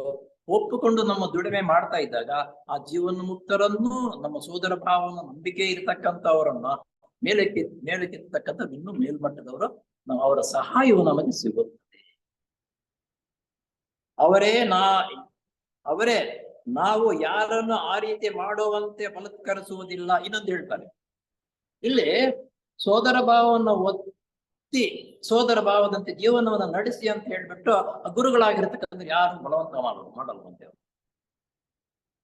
ಪ್ರತಿಯೊಂದು ಯಾಕೆ ಅಂದ್ರೆ ಈ ಬಲವಂತ ಮಾಡಲ್ಲ ಇದಕ್ಕಂತಂದ್ರೆ, ನಿನ್ನೊಂದಿಗೆ ಯಾವ್ದಾದ್ರೂ ಒಂದು ಕೆಲಸವನ್ನು ನಾನು ಬಲವಂತದಿಂದ ಮಾಡಿಸಿದರೆ ಅದು ಪುಣ್ಯ ಕೆಲಸವಾದ್ರೂ ನಮಗ್ ಪಾಲು ಬರುತ್ತೆ, ಪಾಪ ಕೆಲಸವಾದ್ರೂ ನಮ್ಗೆ ಪಾಲು ಬರುತ್ತೆ. ಆದ್ರಿಂದ ಸಾವಿರಾರು ಕೋಟ್ಯಾಂತರ ಜನರಿದ್ದಾರೆ, ಒಂದು ಬಲವಂತ ಮಾಡಿದಾಗ ಅವರ ಹಿಂದಕ್ಕೆ ಹೋದಾಗ ಅವ್ರ ಗತಿ ಏನಾಗ್ಬೇಕು?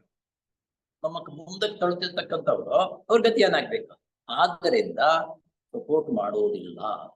ಸೋದರತ್ವ ನಂಬಿ ಅಂತ ನಿಮಗೆ ಸ್ಪೆಷಲ್ ಆಗಿ ನನ್ನ ಕೊಡಲ್ಲ, ಅವರಷ್ಟಕ್ಕೆ ಅವರೇ ಬೆಳವಣಿಗೆ ಆಗ್ಬೇಕೆ ಹೊರತು ನಾವು ಸಪೋರ್ಟ್ ಮಾಡಿ ಹೀಗೆ ನಿಮ್ಗೆ ಸಹಾಯ ಮಾಡಕ್ಕೆ ಬರಲ್ಲ. ಇದು ಒಳ್ಳೇದೇನಾ ಕೆಟ್ಟದ್ದ ಅಂತ ಅನ್ನೋದು ಇದಕ್ಕೆ ಹೇಳಿದ್ರು ನಾವು. ಯಾಕಪ್ಪ ಬರಲ್ಲ ಅಂತಂದ್ರೆ, ಒಳ್ಳೆಯ ಕೆಲಸ ಮಾಡಿಸಿದ್ರು ನಾನು ಮಾಡಿಸಿದ್ರು ಅದ್ರ ಭಾಗ ನನಗೂ ಬರುತ್ತೆ, ಕೆಟ್ಟದ್ದು ಮಾಡಿದ್ರು ನೀವು ನಿಮ್ಮನ್ನ ಅದು ಭಾಗ ನನಗೂ ಬರುತ್ತೆ. ನಿಮ್ಗೆ ಮೊದಲೇ ಒಂದ್ಸಲ ಒಂದು ಉದಾಹರಣೆ ಹೇಳಿದೆ. ಯಾರು ವಾಲ್ಮೀಕಿ ಮೊದಲು ಜೀವನದಲ್ಲಿ ನಡೆಸ್ತಾ ಇರುವಾಗ ಕಲಕಾಯಿ ಬೆಟ್ಟದ ಹತ್ರ ಅವರು ಇದ್ದಿದ್ದು, ಎಲ್ಲರನ್ನ ತಲೆಗಳನ್ನು ಹೊಡೆದು ಡ್ಯೂಟಿ ಮಾಡ್ಕೊಂಡು ಹೋಗಿ ಮನೆ ಸಂಸಾರ ಮಾಡ್ತಾ ಇದ್ರು. ನಾರದನ ಕಥೆಯಲ್ಲಿ ಬರ್ತಕ್ಕಂಥದ್ದು, ನಾರದನ ಆಗಿರ್ತಕ್ಕಂಥದ್ದು ಬಂದು ಅವನ್ ಹೊಡೆಯಕ್ ಹೋಗ್ತಾರೆ. ನಾರದ ಸಿಕ್ಕಾಕೊಳ್ತಾನ, ಇರಿ ನಾನು ಎಲ್ಲೂ ಹೋಗಲ್ಲ, ನೀನ್ ಇಷ್ಟೆಲ್ಲ ದರೋಡೆ ಮಾಡಿ ತಕೊಂಡೋಗಿ ನೀನ್ ಮನೆ ಕೊಡ್ತಾ ಇದೀಯಲ್ಲ, ಇದರಲ್ಲಿ ಪಾಪ ಪುಣ್ಯ ಅಂತಕ್ಕಂಥದ್ದು ಇದೆಯಪ್ಪ. ಈ ಪಾಪದಲ್ಲಿ ನಿಮ್ಮ ಹೆಂಗಸರಿಗೆ ಹೆಂಡತಿಗೆ ಭಾಗ ಬರುತ್ತೆ ಅನ್ನೋದು ಕೇಳ್ಕೊಂಡು ಬಾರೋ ನೀನು ಅಂತಾನೆ. ಇಲ್ಲ ಹೋಗಪ್ಪ ಅಂದ್ರೆ ಅವರ ವರ್ಚಸ್ಸು, ಅವರ ಮಾತಿನ ಭಾಷೆ, ಆ ಕೃತಜ್ಞತೆ ಅವರಲ್ಲಿ ಇರುವುದರಿಂದ ಅವರಿಗೆ ಅದರ ಮೇಲೆ ಪರಿಣಾಮ ಬಿತ್ತು. ಯಾರಿಗೆ? ಆ ವಾಲ್ಮೀಕಿ ಆಗಿಲ್ಲ ಅವಾಗ, ದರೋಡಕವ್ರು. ಆತನು ಹೋಗ್ತಾನೆ. ಯಾಕಂದ್ರೆ ಕೇಳ್ತಕ್ಕಂಥವರ ಗುಣ ನಡತೆ ವ್ಯವಸ್ಥೆ ರೀತಿಯಲ್ಲಿ ಇದ್ದಾಗ ಕೇಳಿಸ್ಕೊಳ್ತಕ್ಕಂಥವನ ಮನಸ್ಸು ಪರಿವರ್ತನೆ ಆಗುತ್ತೆ. ಇದಕ್ಕೆ ಉದಾಹರಣೆ. ಆಗ ಅವನು ಹೋಗಿ ಹೆಂಡ್ತಿನ ಕೇಳ್ತಾನೆ, ನಾನು ಇದುವರೆಗೂ ತಕೊಂಡು ಬಂದು ದಂಡೆಗೆ ಹಾಕ್ತಾ ಇದ್ದೀನಿ, ನಾನು ಮಾಡಿರ್ತಕ್ಕಂಥ ಪಾಪದ ಕೆಲಸ ಅಂತ ಹೇಳ್ತಾರೆ, ಅದ್ರೊಳಗೆ ನಿನಗೂ ಭಾಗ ಇದೆಯಾ ಅಂತ ಹೇಳ್ತಾನೆ. ಆ ಅಮ್ಮನ ಕೇಳ್ತಾರೆ, ಹೋಗೋ ನೀನ್ ಮಾಡ್ತಕ್ಕಂಥದ್ದು ನೀನ್ ಪಾಪ ಮಾಡ್ಕೊಂಡು ಬರ್ತೀಯೋ ಪುಣ್ಯ ಮಾಡ್ಕೊಂಡು ಬರ್ತೀಯೋ, ನಮ್ಗೆ ಜೀವನಕ್ಕೆ ತಂದು ಹಾಕ್ಬೇಕಾದ ನಿಮ್ ಜವಾಬ್ದಾರಿ, ಆ ಪಾಪಕ್ಕೆ ನಮ್ಗೆ ಸಂಬಂಧ ಇಲ್ಲ, ಹೋಗೋ. ಹಾಗಾಗಿ ಯಾಕೆ ಬದಲಾವಣೆ ಬಂದ್ಬಿಟ್ಟು ಆಗ್ಲೇ ಶರಣಾಗ್ತಾನೆ.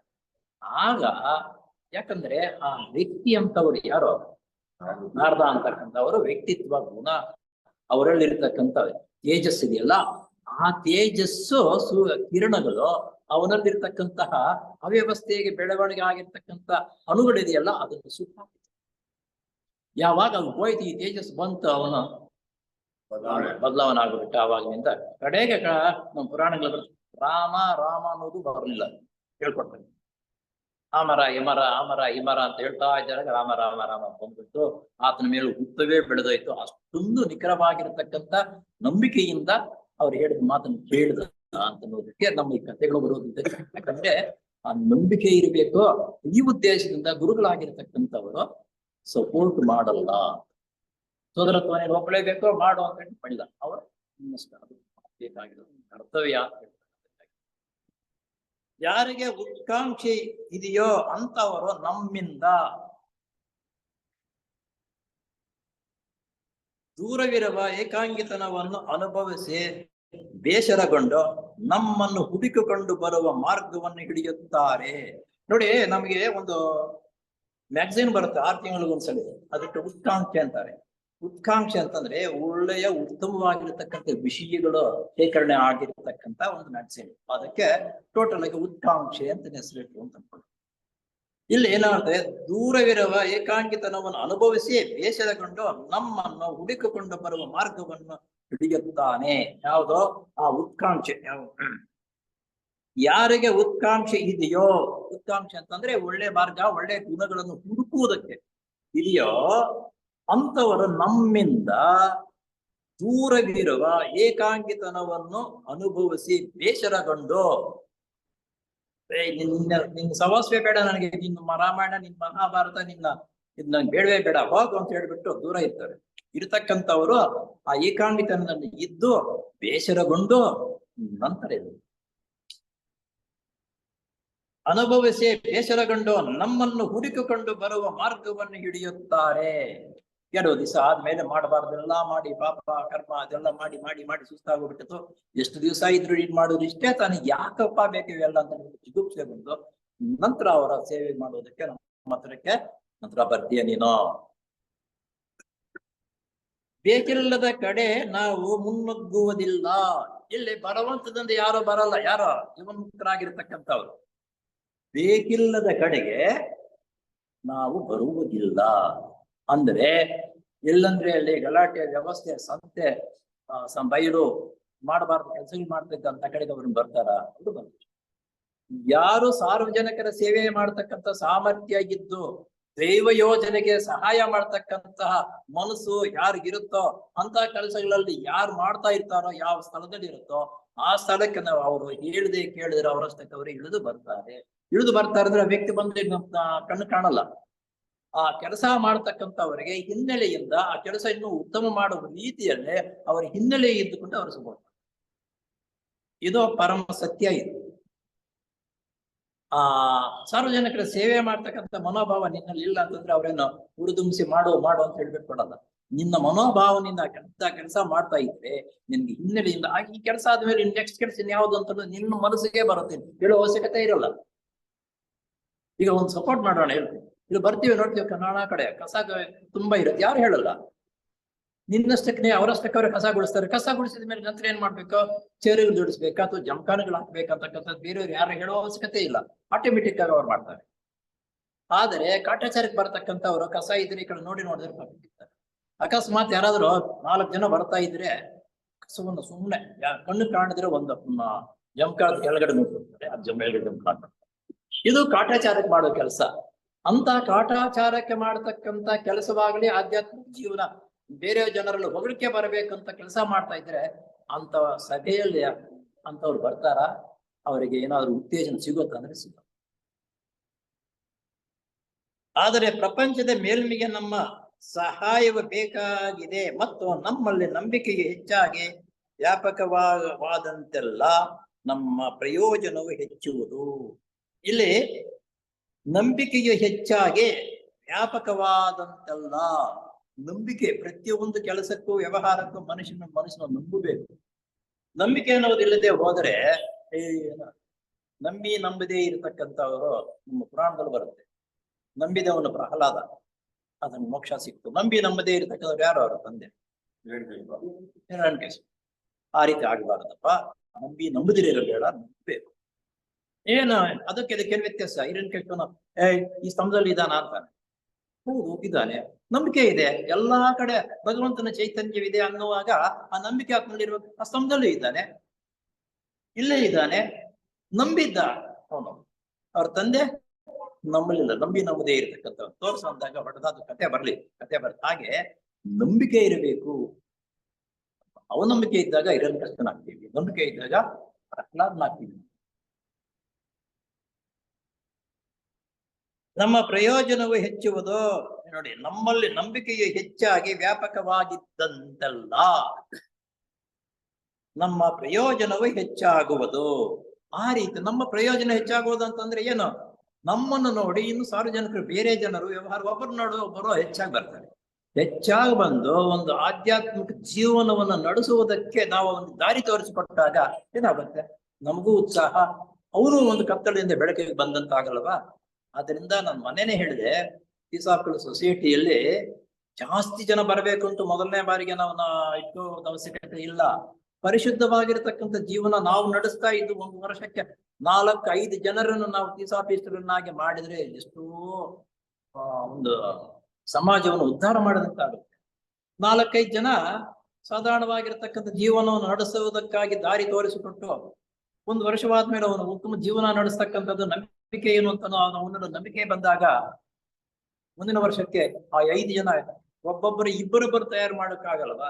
ತಯಾರು ಮಾಡ್ರಿ ಅಂತಂದ್ರೆ ಎಷ್ಟಾಯ್ತು? 5, 1, 10, 15 ಆಯ್ತು 2 ವರ್ಷದಲ್ಲಿ.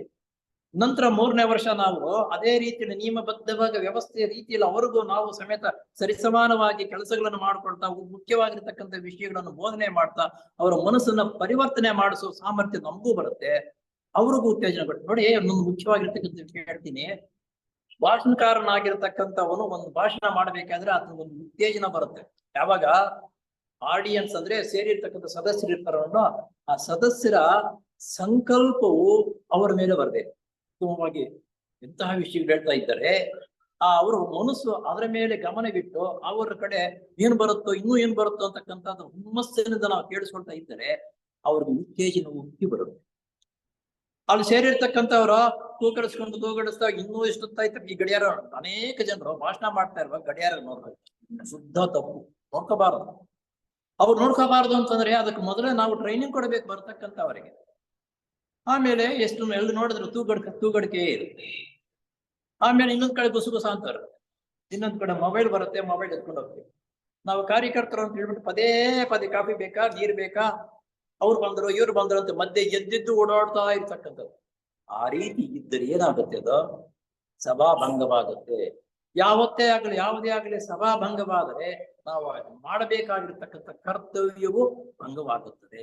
ಆದ್ದರಿಂದ ಶಿಸ್ತಾಗಿ ನಿಯಮಬದ್ಧವಾಗಿ ವ್ಯವಸ್ಥೆ ರೀತಿಯಲ್ಲಿ ನಾವು ಆ ಕಾರ್ಯಕ್ರಮವನ್ನು ನಡೆಸ್ತಾ ಇದ್ದಾಗ ಅದರಲ್ಲಿ 20 ಜನರಲ್ಲಿ 5 ಜನ ಆದ್ರೂ 1 ವರ್ಷದಲ್ಲಿ ಇಂಪ್ರೂವ್ಮೆಂಟ್ ಆಗ್ಲೇ ಆಗ್ತಾರೆ. ಅವರಿಗೆ ನಾವು ಮಾಡ್ತಾ ಇರತಕ್ಕಂತಹ ಅನ್ಯಾಯದ ಕೆಲಸಗಳು ಅಥವಾ ಶಿಸ್ತು ನಿಯಮ, ಮಹಾತ್ಮರಾಗಿರ್ತಕ್ಕಂಥ ತೀಸಾಫಿಲ್ ಸೊಸೈಟಿ ಅಂದ್ರೆ ಎಂತಹ ನಿಯಮ ಇರಬೇಕು, ಯಾವ ರೀತಿ ಇರ್ಬೇಕು ಅಂತಕ್ಕಂಥದ್ದನ್ನ ಪದೇ ಪದೇ ಡೈರೆಕ್ಟ್ ಆಗಿ ಕೆಲವು ಸಲ ಹೇಳ್ಬೇಕು, ಇಂಡೈರೆಕ್ಟ್ ಆಗಿ ಕೆಲವು ಸಲ ಹೇಳ್ಬೇಕು. ಇದಕ್ಕೆ ಡೈರೆಕ್ಟ್ ಇಂಡೈರೆಕ್ಟ್ ಆಗಿ ಅನ್ನೋದಕ್ಕೆ ಹೇಳ್ತೀವಿ. ನಮ್ಮ ಮನೆಗಳೆಲ್ಲ ಅತ್ತೆ ಸೊಸೆ ಬೈಬೇಕಾದ್ರೆ ಒಂದು ಕೋಳಿನ ಬೈತಾರೆ, ಸೊಸೆನ್ ಬೈಯಲ್ಲ. ಕೋಳಿನ ಬೈದಾಗ ಅವ್ರಿಗೆ ಅರ್ಥವಾಗುತ್ತೆ ನನ್ನನ್ನೇ ಬೈತಾ ಇರೋದು. ಹಾಗೆ ಇಂಡೈರೆಕ್ಟ್ ಆಗಿ ಕೆಲವು ಜನರನ್ನ ನಾವು ತಿದ್ದಬೇಕು. ಅವ್ರಿಗೆ ಗೊತ್ತಾಗತ್ತೆ, ಅಯ್ಯೋ ನಾನು ತಪ್ಪು ಕೆಲಸ ಮಾಡಿ ಪದೇ ನೀನು ಮೊಬೈಲ್ ಎತ್ಕೊಂಡು ಹೋಗ್ತಾ ಇದ್ದಾಗ ನಿಮ್ಮ ಮೊಬೈಲ್ ಎತ್ಕೊಂಡು ಹೋಗ್ತಾ ಇದೆಯಾ, ಬಾರ ಇಲ್ಲ ಸಲ ನಿನ್ಗೆ ಹೇಳೋದು ಅಂತ ಡೈರೆಕ್ಟ್ ಆಗಿ ಹೇಳ್ಬಾರ್ದು. ಇಲ್ಲಿ ಹೇಳ್ತಕ್ಕಂಥ ಪಕ್ಕದಲ್ಲಿ ನಮ್ಮ ಸದಸ್ಯರಾಗಿರ್ತಾರೆ, ನೋಡಪ್ಪ ಮೊಬೈಲ್ ಅವ್ರು ಇಟ್ಕೊಂಡಿದ್ರು ಎಷ್ಟು ಸೊಗಸಾಗಿ ಅವ್ನು ಆಫ್ ಮಾಡಿ ಇಟ್ಕೊಂಡಿದ್ದಾರೆ, ಯಾಕಂದ್ರೆ ಆ ರೀತಿ ನಾವು ಕಲ್ತ್ಕೋಬೇಕಪ್ಪ ಅಂತ ಈಗಂದಾಗ ಅವನ ಮೊಬೈಲ್ ನೋಡ್ಕೊಂತಕ್ಕಂಥ ಒಂದು ಚಿಕ್ಕದಂಗೆ. ಆ ರೀತಿ ಸಂದರ್ಭಕ್ಕೆ ತಕ್ಕಂತೆ ಸೊಸೈಟಿ ಬಂದಿರತಕ್ಕಂಥ ವ್ಯಕ್ತಿಗಳನ್ನ ತಿದ್ದಬೇಕು ನಾವು. ಆ ತಿದ್ದಬೇಕಾದ್ರೆ ನಮ್ಮಲ್ಲಿ ಮೊದಲ ಬಾರಿಗೆ ಆ ಗುಣಗಳನ್ನು ನಾವು ಬೆಳೆಸ್ಕೊಂಡಿರ್ಬೇಕು. ಆಗ ಅತ್ಯಂತ ಉತ್ತಮವಾಗಿರತಕ್ಕಂಥ ವ್ಯವಸ್ಥೆ ರೀತಿಯಲ್ಲಿ ಸೊಸೈಟಿಗಳು ಬೆಳವಣಿಗೆ ಆಗುತ್ತೆ. ಉತ್ತಮ ರೀತಿಯಲ್ಲಿ ಬೆಳವಣಿಗೆ ಆಗತಕ್ಕಂಥ ಸ್ಥಳಗಳಿದ್ದಾಗ ಆ ಮಹಾತ್ಮರು ನಾವು ಬಾಪ ಅಂತ ಕರೆಯುವ ಅವಶ್ಯಕತೆ ಇಲ್ಲ, ಅವರಷ್ಟಕ್ಕೆ ಅವರೇ ಇಳಿದು ಅಲ್ಲಿ ಬಂದಿರ್ತಾರೆ. ಬಂದು ಅಂತ ಎಲ್ಲಾ ಜನರ ಮನಸ್ಸಿನಲ್ಲಿ ಆ ಉದ್ರೇಕ, ಆ ವಿಷಯವನ್ನು ಗ್ರಹಿಸ್ಕೊಳ್ತಕ್ಕಂಥ ಸಾಮರ್ಥ್ಯವೂ ಅವನಲ್ಲಿ ಬರುತ್ತೆ. ಭಾಷಣ ಮಾಡ್ತಕ್ಕಂಥವ್ರಿಗೆ ಉತ್ತೇಜನವೂ ಬರುತ್ತೆ. ಹೀಗೆ ಬಹಳ ಅಷ್ಟೊಂದು ಸುಲಭವಾದ ಒಂದು ವ್ಯವಸ್ಥೆಯಲ್ಲಿ ಒಂದು ಅಧಿಕಾರ ವರ್ಗದಲ್ಲಿದ್ದವರು ಸುಮ್ಮನೆ ಆಟಾಚಾರಕ್ಕೆ ಚೇರ್ ಇಟ್ಕೊಳ್ತಕ್ಕಂಥದ್ದಲ್ಲ. ಚೇರ್ ಮೇಲೆ ಕೂತ್ಕೋಬೇಕಾದ್ರೆ ಇಂಥ ಅರ್ಹತೆಗಳನ್ನು ಸಂಪಾದನೆ ನನ್ನಲ್ಲಿ ಇದೆಯಾ ಇಲ್ವಾ ಅಂತ ಮೊಟ್ಟ ಮೊದಲು ಯೋಚನೆ ಮಾಡ್ತಾರೆ.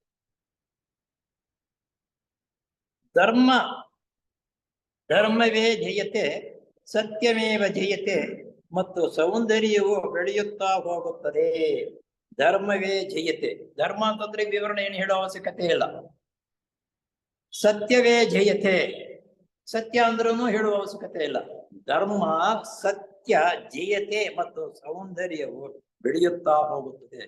ಇವೆರಡು ಇದ್ದಾಗ ಸೌಂದರ್ಯ ಅಂತಕ್ಕಂಥದ್ದು ಬೆಳವಣಿಗೆ ಆಗುತ್ತೆ. ಸೌಂದರ್ಯ ಅಂತಂದ್ರೆ ಒಳ್ಳೆ ಸೀರೆ ಉಟ್ಕೊಂಡು ಹಾರಗಳು ಹಾಕೊಂಡು ಬರ್ತಕ್ಕಂಥದ್ರೆ, ಒಳ್ಳೆ ಬಿಳಿ ಬಟ್ಟೆ ಹಾಕೊಂಡು ಅತ್ಯಂತ ಉತ್ತಮ ರೀತಿಯಲ್ಲಿ ಶೋಕಾಗಿ ಬರ್ತಕ್ಕಂಥದ್ದೆಲ್ಲ ಸೌಂದರ್ಯ. ಯಾವುದಿರಬೇಕು? ಜಯ. ಧರ್ಮವೇ ಜಯತೆ, ಸತ್ಯವೇ ಜಯತೆ ಮತ್ತು ಸೌಂದರ್ಯವೇ ಬೆಳೆಯುತ್ತಾ ಹೋಗುತ್ತದೆ. ಇವೆರಡು ಇದ್ದಾಗ ಸೌಂದರ್ಯವು ಬೆಳವಣಿಗೆ ಆಗಲೇ ಆಗುತ್ತೆ. ವರ್ಚಸ್ಸು, ಆ ವರ್ಚಸ್ಸು ಅವನಲ್ಲಿ ಬಂದೇ ಬರುತ್ತದೆ. ಅದು ಸೌಂದರ್ಯ. ಈ ತತ್ವದಲ್ಲಿ ಹೃತ್ಪೂರ್ವಕವಾಗಿ ನಂಬಿಕೆ ಇಡರಿ. ಈ ತತ್ವದಲ್ಲಿ ಹೃತ್ಪೂರ್ವಕವಾದ ನಂಬಿಕೆ ಬೇಕು ಮನುಷ್ಯನಿಗೆ. ಬರ್ತಕ್ಕಂಥ ನಂಬಿಕೆ ಯಾವುದರಲ್ಲಿ? ಜಯತೆ, ಸತ್ಯ. ಜಯ, ಸತ್ಯ ಇವೆರಡು ಸೌಂದರ್ಯವನ್ನು ಬೆಳೆಸುತ್ತೆ. ಈ ದೃಢವಾದ ನಂಬಿಕೆ ನಿನಗಿದ್ದಾಗ ಈ ಮೂರು ನಿನ್ನ ಪ್ರಕಟ. ದೃಢವಾದ ನಂಬಿಕೆ ಇದ್ದರೆ ಈ ಮೂರು ಬರುತ್ತೆ. ನಿಮ್ಮ ಧ್ಯೇಯಗಳಲ್ಲಿ ನಂಬಿಕೆ ಇಡರಿ. ನಿಮ್ಮ ಧ್ಯೇಯಗಳಲ್ಲಿ ನಂಬಿಕೆ ಇಡರಿ. ನಾನು ಪಿಸಾಕಳ ಸೊಸೈಟಿಗೆ ಯಾವ್ದಕ್ಕೆ ಬರ್ತಾ ಇದ್ದೀನಿ ಅಂತ ಅನ್ನುವ ನಂಬಿಕೆಯಿಂದ ಬರ್ಬೇಕು ನೀನು. ಗುರುಗಳಾಗಿರತಕ್ಕಂಥವರು ಮಹಾತ್ಮರಿದ್ದಾರೆ, ದೈವ ಯೋಜನೆ ಅಂತಕ್ಕಂಥದ್ದು ಇದೆ. ಆ ದೈವ ಯೋಜನೆ ವಿಷಯಗಳನ್ನ ನಾವು ತಿಳ್ಕೋಬೇಕು ಅನ್ನುವ ನಂಬಿಕೆಯನ್ನು ಇಟ್ಟು ಬರ್ಬೇಕು. ಆ ನಂಬಿಕೆಯನ್ನಿಡಬೇಕು ಮೊದಲಿಗೆ. ಕಾರ್ಯಗತವಾಗದೆ ಇವರ ಪ್ರತ್ಯೇಕತೆಗೆ ಅವಕಾಶ ಕೊಡತಕ್ಕಂತಹ ಉದ್ಯಮಗಳನ್ನೆಲ್ಲ ಬದಿಗೊತ್ತಿರಿ. ಕಾರ್ಯಗತೆಗೆ ಬರಬೇಕಾಗಿ ನನ್ಗೆ ಹೆಸರು ಬೇಕು, ಹೆಸರುವಾಸಿ ಬರಬೇಕು ಅಂತಕ್ಕಂಥ ಉದ್ಯಮಗಳಿರುತ್ತೆ ನೋಡೋ, ಅವೆಲ್ಲ ಬದಿಗೊತ್ತಿ. ನಾನು ಸೊಸೈಟಿಗೆ ಹೋದ್ರೆ ನನ್ಗೆ ಆಹ್ವಾನ ಮಾಡ್ತಕ್ಕಂಥ ಅಲ್ಲಿಂದ ನೋಡ್ತಾರೆ, ನಾನು ಎದ್ದು ಕರೀಲಿಲ್ವಾ ಯಾರೋ, ಅಲ್ಲಿ ಬಂದ್ರೆ ಕ್ಯಾರೇನವ್ರು ಇಲ್ಲಪ್ಪ ಅಂತಕ್ಕಂಥವ್ರು ಅನೇಕರಿದ್ದಾರೆ. ಅದೆಲ್ಲ ಮುಖ್ಯ. ಅವೆಲ್ಲ ಬದಿಗೊಡಿಬೇಕು. ಬೇಕಾಗಿಲ್ಲ, ಅವೆಲ್ಲ ಬೇಕಾಗಿಲ್ಲ. ನೋಡ, ಪ್ರತ್ಯೇಕತೆಗೆ ಅವಕಾಶ ಕೊಡತಕ್ಕಂತಹ ಉದ್ಯಮಗಳನ್ನೆಲ್ಲ ಬದಿಗೊತ್ತಿರಿ. ನನ್ಗೆ ಹೆಸರು ಬೇಕು, ವ್ಯವಸ್ಥೆ ಬೇಕು ಅಂತಕ್ಕಂಥದ್ದು ಪ್ರತ್ಯೇಕವಾಗಿರ್ತಕ್ಕಂಥ ಉದ್ಯಮಗಳಿದೆಯಲ್ಲ, ಅವೆಲ್ಲ ಬಿಟ್ಬೇಕು. ನೀನು ಆ ಉದ್ಯಮವೂ ಬೇಕು, ಇದು ಬೇಕು, ಅದು ಬೇಕು ಅಂತಕ್ಕಂಥವ್ರು ಸೊಸೈಟಿ ಕೆಲಸ ಮಾಡೋದಕ್ಕೆ ಸಾಧ್ಯ. ನೂರಾರು ಕೆಲಸಗಳು ಇಟ್ಕೊಂಡಿರ್ತಕ್ಕಂಥವ್ರು ಸೆಕ್ರೆಟರಿ ಆಗ್ಲಿ, ಪ್ರೆಸಿಡೆಂಟ್ ಆಗ್ಲಿ, ವಾರ್ಡನ್ ಆಗ್ಲಿ ಮಾಡಕ್ ಆಗಲ್ಲ. ಅವೆಲ್ಲ ಬದಿಗೊತ್ತು ಬರಬೇಕು. ಉದಾಹರಣೆಗಾಗಿ ಕಠಿಣವಾದ ತಪ್ಪು ಅಭಿಪ್ರಾಯಗಳನ್ನು, ಎಲ್ಲಾ ವಿಧವಾದ ಅಸೂಯೆಗಳನ್ನು, ತಾನೇ ಧರ್ಮನಿಷ್ಠನೆಂಬ ಮನೋಭಾವನೆಯನ್ನು, ಎಲ್ಲ ಕಟ್ಟಿ ಹಾರೈಕೆಗಳನ್ನು ಬಿಟ್ಟು ಬಿಡರಿ. ಆ ಅಹಂಭಾವ ತನ್ನ ಒಳಗಡೆ ನಾನು ಇಲ್ಲದೆ ಹೋದ್ರೆ ಈ ಕೆಲಸ ಆಗಲ್ಲ, ನಾನೇ ಉತ್ತಮವಾಗಿರ್ತಕ್ಕಂಥವ್ರು, ನಾನೇ ತುಂಬಾ ಭಾಷಣ ಮಾಡ್ತಕ್ಕಂಥವ್ರು, ನನ್ನ ಬಿಟ್ರೆ ಇಲ್ಲ ಅಂತಕ್ಕಂಥ ಅಹಂಭಾವ ಇದೆಯಲ್ಲ, ಅದನ್ನು ಕಟ್ಟಾಗಬೇಕು. ಅದಿರೋದು ಸರಿಯಲ್ಲ. ತಿಳುವಳಿಕೆಗೆ ಮೀರಿದ ಶಾಂತಿಯನ್ನು, ಧರ್ಮವನ್ನು ಸ್ಥಾಪಿಸುವ ವೀರ್ಯವನ್ನು ಪಡೆಯಬೇಕಾದರೆ, ಏನಿಲ್ಲಿ ವ್ಯವಸ್ಥೆ ಏನ್ ಹೇಳ್ತಾ ಇದ್ದಾರೆ ಅಂದ್ರೆ, ತಿಳುವಳಿಕೆಗೆ ಮೀರಿದ ಶಾಂತಿ. ತಿಳುವಳಿಕೆಗೆ ಮೀರಿದ ಶಾಂತಿ. ನಿಮ್ಮ ತಿಳುವಳಿಕೆ ಸಾಧಾರಣವಾಗಿರ್ತಕ್ಕಂಥ ಅದರಿಂದ ನಮಗೆ ಶಾಂತಿ ಇಲ್ಲ. ಯಾಕೆಲ್ಲ ಶಾಂತಿ? ತಿಳುವಳಿಕೆ, ನಾನು ಪುಸ್ತಕಗಳನ್ನು ಓದಿದ್ದೀನಿ, 4 ಅಕ್ಷರಗಳನ್ನ ಅಥವಾ 4 ವಾಕ್ಯಗಳನ್ನು ಒಂದು ಕಡೆ ಗೂಡಿಸಿಕೊಂಡು ಏರು ಧ್ವನಿ ಅಥವಾ ಕೆಳ ಧ್ವನಿಯಲ್ಲಿ ಮಾತನಾಡ್ತಕ್ಕಂಥ ಸಾಮರ್ಥ್ಯ ಬೆಳೆಸಿಕೊಂಡು ನಾನು ಭಾಷಣ ಮಾಡೋದಕ್ಕೆ ಬಂದಿದ್ದೀನಿ ನನ್ನ ತಂದುಕೊಂಡಾಗ ಆ ಅಹಂ ನನ್ನಲ್ಲಿದ್ದಾಗ, ಆ ಅಹಂ ಇದ್ದಾಗ ನಿಮಗೆ ಬೆಳೆಯೋದಕ್ಕೆ ಅವಕಾಶವಿಲ್ಲ. ಆದ್ದರಿಂದ ತಿಳುವಳಿಕೆಗೆ ಮೀರಿದ ಶಾಂತಿಯು, ಆ ತಿಳುವಳಿಕೆಗೆ ಮೀರಿರತಕ್ಕಂಥ ಶಾಂತಿ ನಿಮ್ಮಲ್ಲಿ ಬರುವುದಿಲ್ಲ. ಅಂತಾಗ ಆ ತಿಳುವಳಿಕೆ ಇದ್ದರೆ ಅವಾಗ ಶಾಂತಿ ಸಿಗಲ್ಲ ನಿನಗೆ. ನೀನು ಸರಿಯಾಗಿರ್ತಕ್ಕಂಥ ಉಪನ್ಯಾಸಕನಾಗಿರ್ತಕ್ಕಂಥದ್ದು ವಿಷಯವನ್ನ ಗ್ರಹಿಸಿಕೊಂಡು ತನ್ನ ಶೇಖರಣೆ ಮಾಡ್ಕೊಂಡು ಓದ್ಕೊಂಡು ಬಂದಿರತಕ್ಕಂಥವನು ಸ್ಟೇಜ್ ಮೇಲೆ ನಿಂತುಕೊಂಡಾಗ ಆಟೋಮೆಟಿಕ್ ಆಗಿ ಸಂಬಂಧಪಟ್ಟಿರ್ತಕ್ಕಂಥ ವಾಕ್ಯಗಳು ತನ್ನ ಮುಂದುಗಡೆ ಹರಿದು ಹೋಗ್ತಾ ಇರುತ್ತೆ. ಆ ಬರ್ತಕ್ಕಂಥ ವಾಕ್ಯಗಳನ್ನ ಯಾವ ವಾಕ್ಯವನ್ನ ಆಯ್ಕೆ ಮಾಡಿಕೊಂಡು ಈ ವಾಕ್ಯಕ್ಕೆ ಸಂಬಂಧಿಸವಾಗಿರ್ತಕ್ಕಂಥದ್ದು ಇದೆ ಅಂತ ಅನ್ನೋದನ್ನ ಆಯ್ಕೆ ಮಾಡ್ಕೊಳ್ತಕ್ಕಂಥ ಸಾಮರ್ಥ್ಯ ಯಾವಾಗ ಬರುತ್ತೆ ಹೇಳೋರು? ಶಾಂತಿಯಿಂದ ಇದ್ದಾಗ. ಅಲ್ಲಕೊಳ್ಳೋಳವಾಗಿ ತನ್ನ ಬೇರೆ ಬೇರೆ ಯೋಚನೆಗಳು ಬಂದಾಗ ಆ ವಾಕ್ಯಗಳು ಆಯ್ಕೆ ಮಾಡ್ಕೊಳಕ್ಕಾಗಲ್ಲ. ತನ್ನ ಮನಸ್ಸು ನೆಮ್ಮದಿ ಶಾಂತಿಯಿಂದ ಇದ್ದಾಗ ಆ ವಾಕ್ಯಗಳನ್ನು ಈ ವಾಕ್ಯವಾದ ಮೇಲೆ ಮತ್ತೊಂದು ವಾಕ್ಯ ಯಾವ್ದು ಹಾಕಬೇಕು ಅಂತಕ್ಕಂಥ ಬರುತ್ತೆ. ಯಾವಾಗ? ತಾನು ಶಾಂತಿಯಿಂದ ಇದ್ದಾಗ ಮಾತ್ರ. ಆದ್ದರಿಂದ ಇಸಾಫಿಕಲ್ ಸೊಸೈಟಿ ಸದಸ್ಯರಾಗಲಿ ಅಥವಾ ಅಧಿಕಾರ ವರ್ಗದಲ್ಲಿರುವರಾಗಲಿ ಅಥವಾ ಭಾಷಣಕಾರನಾಗಲಿ ಮೊಟ್ಟ ಮೊದಲ ಬಾರಿಗೆ ಶಾಂತಿಯನ್ನು ಹೊಂದಬೇಕು. ಶಾಂತಿಯನ್ನು ಹೊಂದಬೇಕಾದ್ರೆ ನಾವೇನ್ ಮಾಡ್ಬೇಕು? ಪ್ರತಿನಿತ್ಯ ತಪ್ಪದಿರ ಧ್ಯಾನ ಮಾಡಬೇಕು. ಜೀವನದಲ್ಲಿ ಅನುಷ್ಠಾನ ಮಾಡತಕ್ಕಂಥ ಕೆಲಸಗಳು ತಪ್ಪದಿರ ಮಾಡ್ತಾ ಬಂದರೆ ಅವನಿಗೆ ಶಾಂತಿ ಸಮಾಧಾನ ದೊರಕುತ್ತದೆ. ಧರ್ಮವನ್ನು ಸ್ಥಾಪಿಸುವ ವೀರ್ಯವನ್ನು ಪಡೆಯಬೇಕಾದರೆ ಇರುವುದರೊಡನೆ ಇರುವುದು ಒಂದೇ ಮಾರ್ಗ. ನೋಡಿ, ಧರ್ಮವನ್ನು ಸ್ಥಾಪಿಸುವ ವೀರ್ಯವನ್ನು ಪಡೆಯಬೇಕಾದರೆ ಇರುವುದು ಒಂದೇ ಮಾರ್ಗ. ಧರ್ಮವನ್ನು ಸ್ಥಾಪನೆ ಮಾಡಬೇಕಾದರೆ ವೀರ್ಯವನ್ನು ಪಡೆಯೋದು. ವೀರ್ಯ ಅಂತಂದ್ರೆ ಏನು? ಶಕ್ತಿ. ಆ ಧರ್ಮವನ್ನು ಕಾಪಾಡಬೇಕು, ಧರ್ಮವನ್ನು ಸ್ಥಾಪನೆ ಮಾಡಬೇಕು ಅಂತಂದ್ರೆ ತನ್ನಲ್ಲಿ ಶಕ್ತಿ ಇರಬೇಕು, ವೀರ್ಯ ಹೊಂದಿರಬೇಕು. ಆ ಶಕ್ತಿ ಇದುವರೆಗೆ ಹೇಳಿದ್ನಲ್ಲ, ಆ ನಿಯಮಬದ್ಧವಾಗಿ ವ್ಯವಸ್ಥೆ ರೀತಿಯಲ್ಲಿ ಅವನು ಜೀವನ ನಡೆಸ್ತಾ ಇತ್ತು. ಸರಿಸಮಾನವಾಗಿರ್ತಕ್ಕಂಥ ಒಂದು ಜನ ಮಾಡೋದನ್ನ ಬಿಡೋದು, ಅವ್ರನ್ನೊಂದ ನೋಡೋದು ಇವ್ತರ ಇದ್ರೆ ಆ ವೀರ್ಯ ಬರಲ್ಲ, ಶಕ್ತಿ ಬರಲ್ಲ. ಆ ಧರ್ಮವನ್ನು ಸ್ಥಾಪನೆ ಮಾಡತಕ್ಕಂಥ ವೀರ್ಯವನು ಬರಬೇಕಾದ್ರೆ ಆ ನಿಯಮಗಳನ್ನು ಅವನು ಪಾಲಿಸಲೇಬೇಕು. ಆ ಮೂಲಕವೇ ದೇವರಾಜ್ಯವು ನಿಮ್ಮದಾಗುವುದು. ಆವಾಗ ನೋಡಿ, ಆ ನಿಯಮಗಳನ್ನು ನೀನು ಪರಿಶುದ್ಧವಾಗಿ ಮಾಡಿಕೊಂಡು ಹೋಗ್ತಾ ಇದ್ರೆ ದೇವರ ರಾಜ್ಯ ನಿನ್ನದಾಗುವುದು. ವಾಕ್ಯಗಳು ದೇವರ ರಾಜ್ಯ ನಿನ್ನದಾಗುವುದು ಅಂದ್ರೆ ಏನು? ಸುಮ್ಮನೆ ಬಾಯಿನಲ್ಲಿ ಹೇಳ್ಬಿಟ್ರೆ ದೇವರ ರಾಜ್ಯ ನಿನ್ನದಾಗುವುದು ಅಂತ ಹೇಳ್ಬಿಟ್ರೆ ಅಲ್ಲ. ದೇವರ ರಾಜ್ಯ ನಮ್ಮದಾಗಬೇಕಾದ್ರೆ ನಮ್ಮ ಜೀವನ, ನಮ್ಮ ವ್ಯವಸ್ಥೆ, ನಮ್ಮ ನಡತೆ ಬೇರೆಯವರ ಮೇಲೆ ಎಷ್ಟು ಪರಿಣಾಮ ಬೀಳುವ ರೀತಿಯಲ್ಲಿ ನಿನ್ನ ಜೀವನ ನಡೆಸಬೇಕು. ಆಗ ದೇವರ ರಾಜ್ಯ ನಿನ್ನದಾಗುತ್ತದೆ. ಗೌತಮ್ ಬುದ್ಧನ ಸಿದ್ಧಾಂತ ಇದೆ. ಮತ್ತು ಪ್ರಪಂಚದ ಮಳೆ ಸೋದರ ಭಾವನೆಯನ್ನು ಸ್ಥಾಪಿಸಬೇಕೆಂಬ ಉದ್ದೇಶವು ಹೀಗೆ 50 ವರ್ಷಗಳ ಹಿಂದೆ ಸ್ಥಾಪಿಸಿದ ಥಿಯೋಸಾಫಿಕಲ್ ಸಮಾಜದ ಮೂಲಕ ಸಾರ್ಥಕವಾಗುವುದು. ಅಲ್ಲಿಗೆ ಆ ಜೀವನ್ಮುಕ್ತ ಮಹಾತ್ಮರು ಹೇಳ್ತಾ ಇರತಕ್ಕಂಥ ವಾಕ್ಯಗಳಿವೆಲ್ಲ 50 ವರ್ಷಗಳಿಂದ ಸ್ಥಾಪನೆ ಸೊಸೈಟಿನ ಸ್ಥಾಪನೆ ಮಾಡಿ 50 ವರ್ಷಗಳ ಹಿಂದೆ ಸ್ಥಾಪಿಸಿದ ಥಿಯೋಸಾಫಿಕಲ್ ಸಮಾಜದ ಮೂಲಕ ಸಾರ್ಥಕವಾಗುವುದು. 50 ವರ್ಷದಿಂದ ಥಿಯೋಸಾಫಿಕಲ್ ಸೊಸೈಟಿನ ಸ್ಥಾಪನೆ ಮಾಡಿ ಎಷ್ಟು ಎಡರು ತೊಡರುಗಳನ್ನು ಬಿದ್ದು 50 ವರ್ಷ ಅವರು ಕಾಪಾಡಿಕೊಂಡು ಬಂದಿದ್ದಾರೆ ಅಂತ ಅನ್ನೋದನ್ನ ಇನ್ನೇ ಅದರ ಬಯೋಡೇಟಾ ಅಂತಂದ್ರೆ ಸೊಸೈಟಿ ಸ್ಥಾಪನೆ ಮಾಡಿದಾಗಿನಿಂದ ಏನೇನು ಕಷ್ಟಗಳು ಬಂತು, ಯಾರು ಕಿರುಕುಳ ಪಟ್ಟರು, ಅದನ್ನ ಹೇಗೆ ಜಯಿಸಿದ್ರು ಅಂತಕ್ಕಂಥ ನೋಡಿದಾಗ ಎಷ್ಟು ಕಷ್ಟಪಟ್ಕೊಂಡು ಬಂದಿದ್ದಾರೆ. 50 ವರ್ಷ ಅವ್ರು ಹಿಂಗ್ ದುಡಿದ್ದಾರೆ ಅಂತ ಅನ್ನೋದು ಜ್ಞಾಪಿಸ್ಕೊಳ್ರಿ. ಸಾರ್ಥಕವಾಗುವುದು. ಸೋದರರೇ, ಧೈರ್ಯವಾಗಿ ಧ್ಯೇಯದ ಕಡೆಗೆ ಮುನ್ನುಗ್ಗಿ. ಮಹಾತ್ಮರೇ ನಮ್ಮನ್ನ ಸೋದರರೇ ಧೈರ್ಯವಾಗಿ ಮುನ್ನುಗ್ಗಿ. ಧೈರ್ಯ ಇಲ್ಲದಿರೋ ಸುಮ್ಮನೆ ಬರೋದಕ್ಕೆ ಆಗಲ್ಲ. ಧಾವಿಸಿರಿ, ಮಧ್ಯೆ ಬರುವ ಅಡ್ಡಿ ಆತಂಕಗಳಿಗೆ ಹೆದರಬೇಡರಿ. ಸೊಸೈಟಿಯಲ್ಲಿ ನಿಯಮಕ್ಕೆ ವಿರುದ್ಧವಾಗಿ ನಡೀತಕ್ಕಂಥವ್ರು, ಇದನ್ನು ಬೀಳಿಸಲೇಬೇಕು ಅಂತಕ್ಕಂಥವ್ರು, ನನಗೆ ಹೆಸರು ಬೇಕು ಅಂತಕ್ಕಂಥವ್ರು ಅನೇಕರು ಇದ್ದಾರೆ. ಯಾಕಿದ್ದಾರೆ? ಅವರ ಚೈತನ್ಯ ಬೆಳವಣಿಗೆ ಆಗದೇ ಇರುವುದರಿಂದ ಅಂತ ಅಡ್ಡಿ ಆತಂಕಗಳು ಬರ್ತಾರೆ. ಅವರ ಮೇಲೆ ಕೋಪ ಮಾಡ್ಕೋಬೇಡ. ಧೈರ್ಯವಾಗಿ ಮುನ್ನುಗ್ಗಿ ನಿನ್ನ ಕರ್ತವ್ಯವನ್ನು ನಿಯಮಬದ್ಧವಾಗಿ ವ್ಯವಸ್ಥೆ ರೀತಿಯಲ್ಲಿ ನೀನು ಮಾಡ್ಕೊಂಡು ಹೋಗಿ. ಧೈರ್ಯ ಬರಬೇಕಂತ ಅದನ್ನು ನಮ್ಮ ನುಗ್ಗಿ ಮಾಡ್ಬೇಕಾದ್ರೆ ಮಾಡ್ತಾ ಇದ್ದೀವಿ.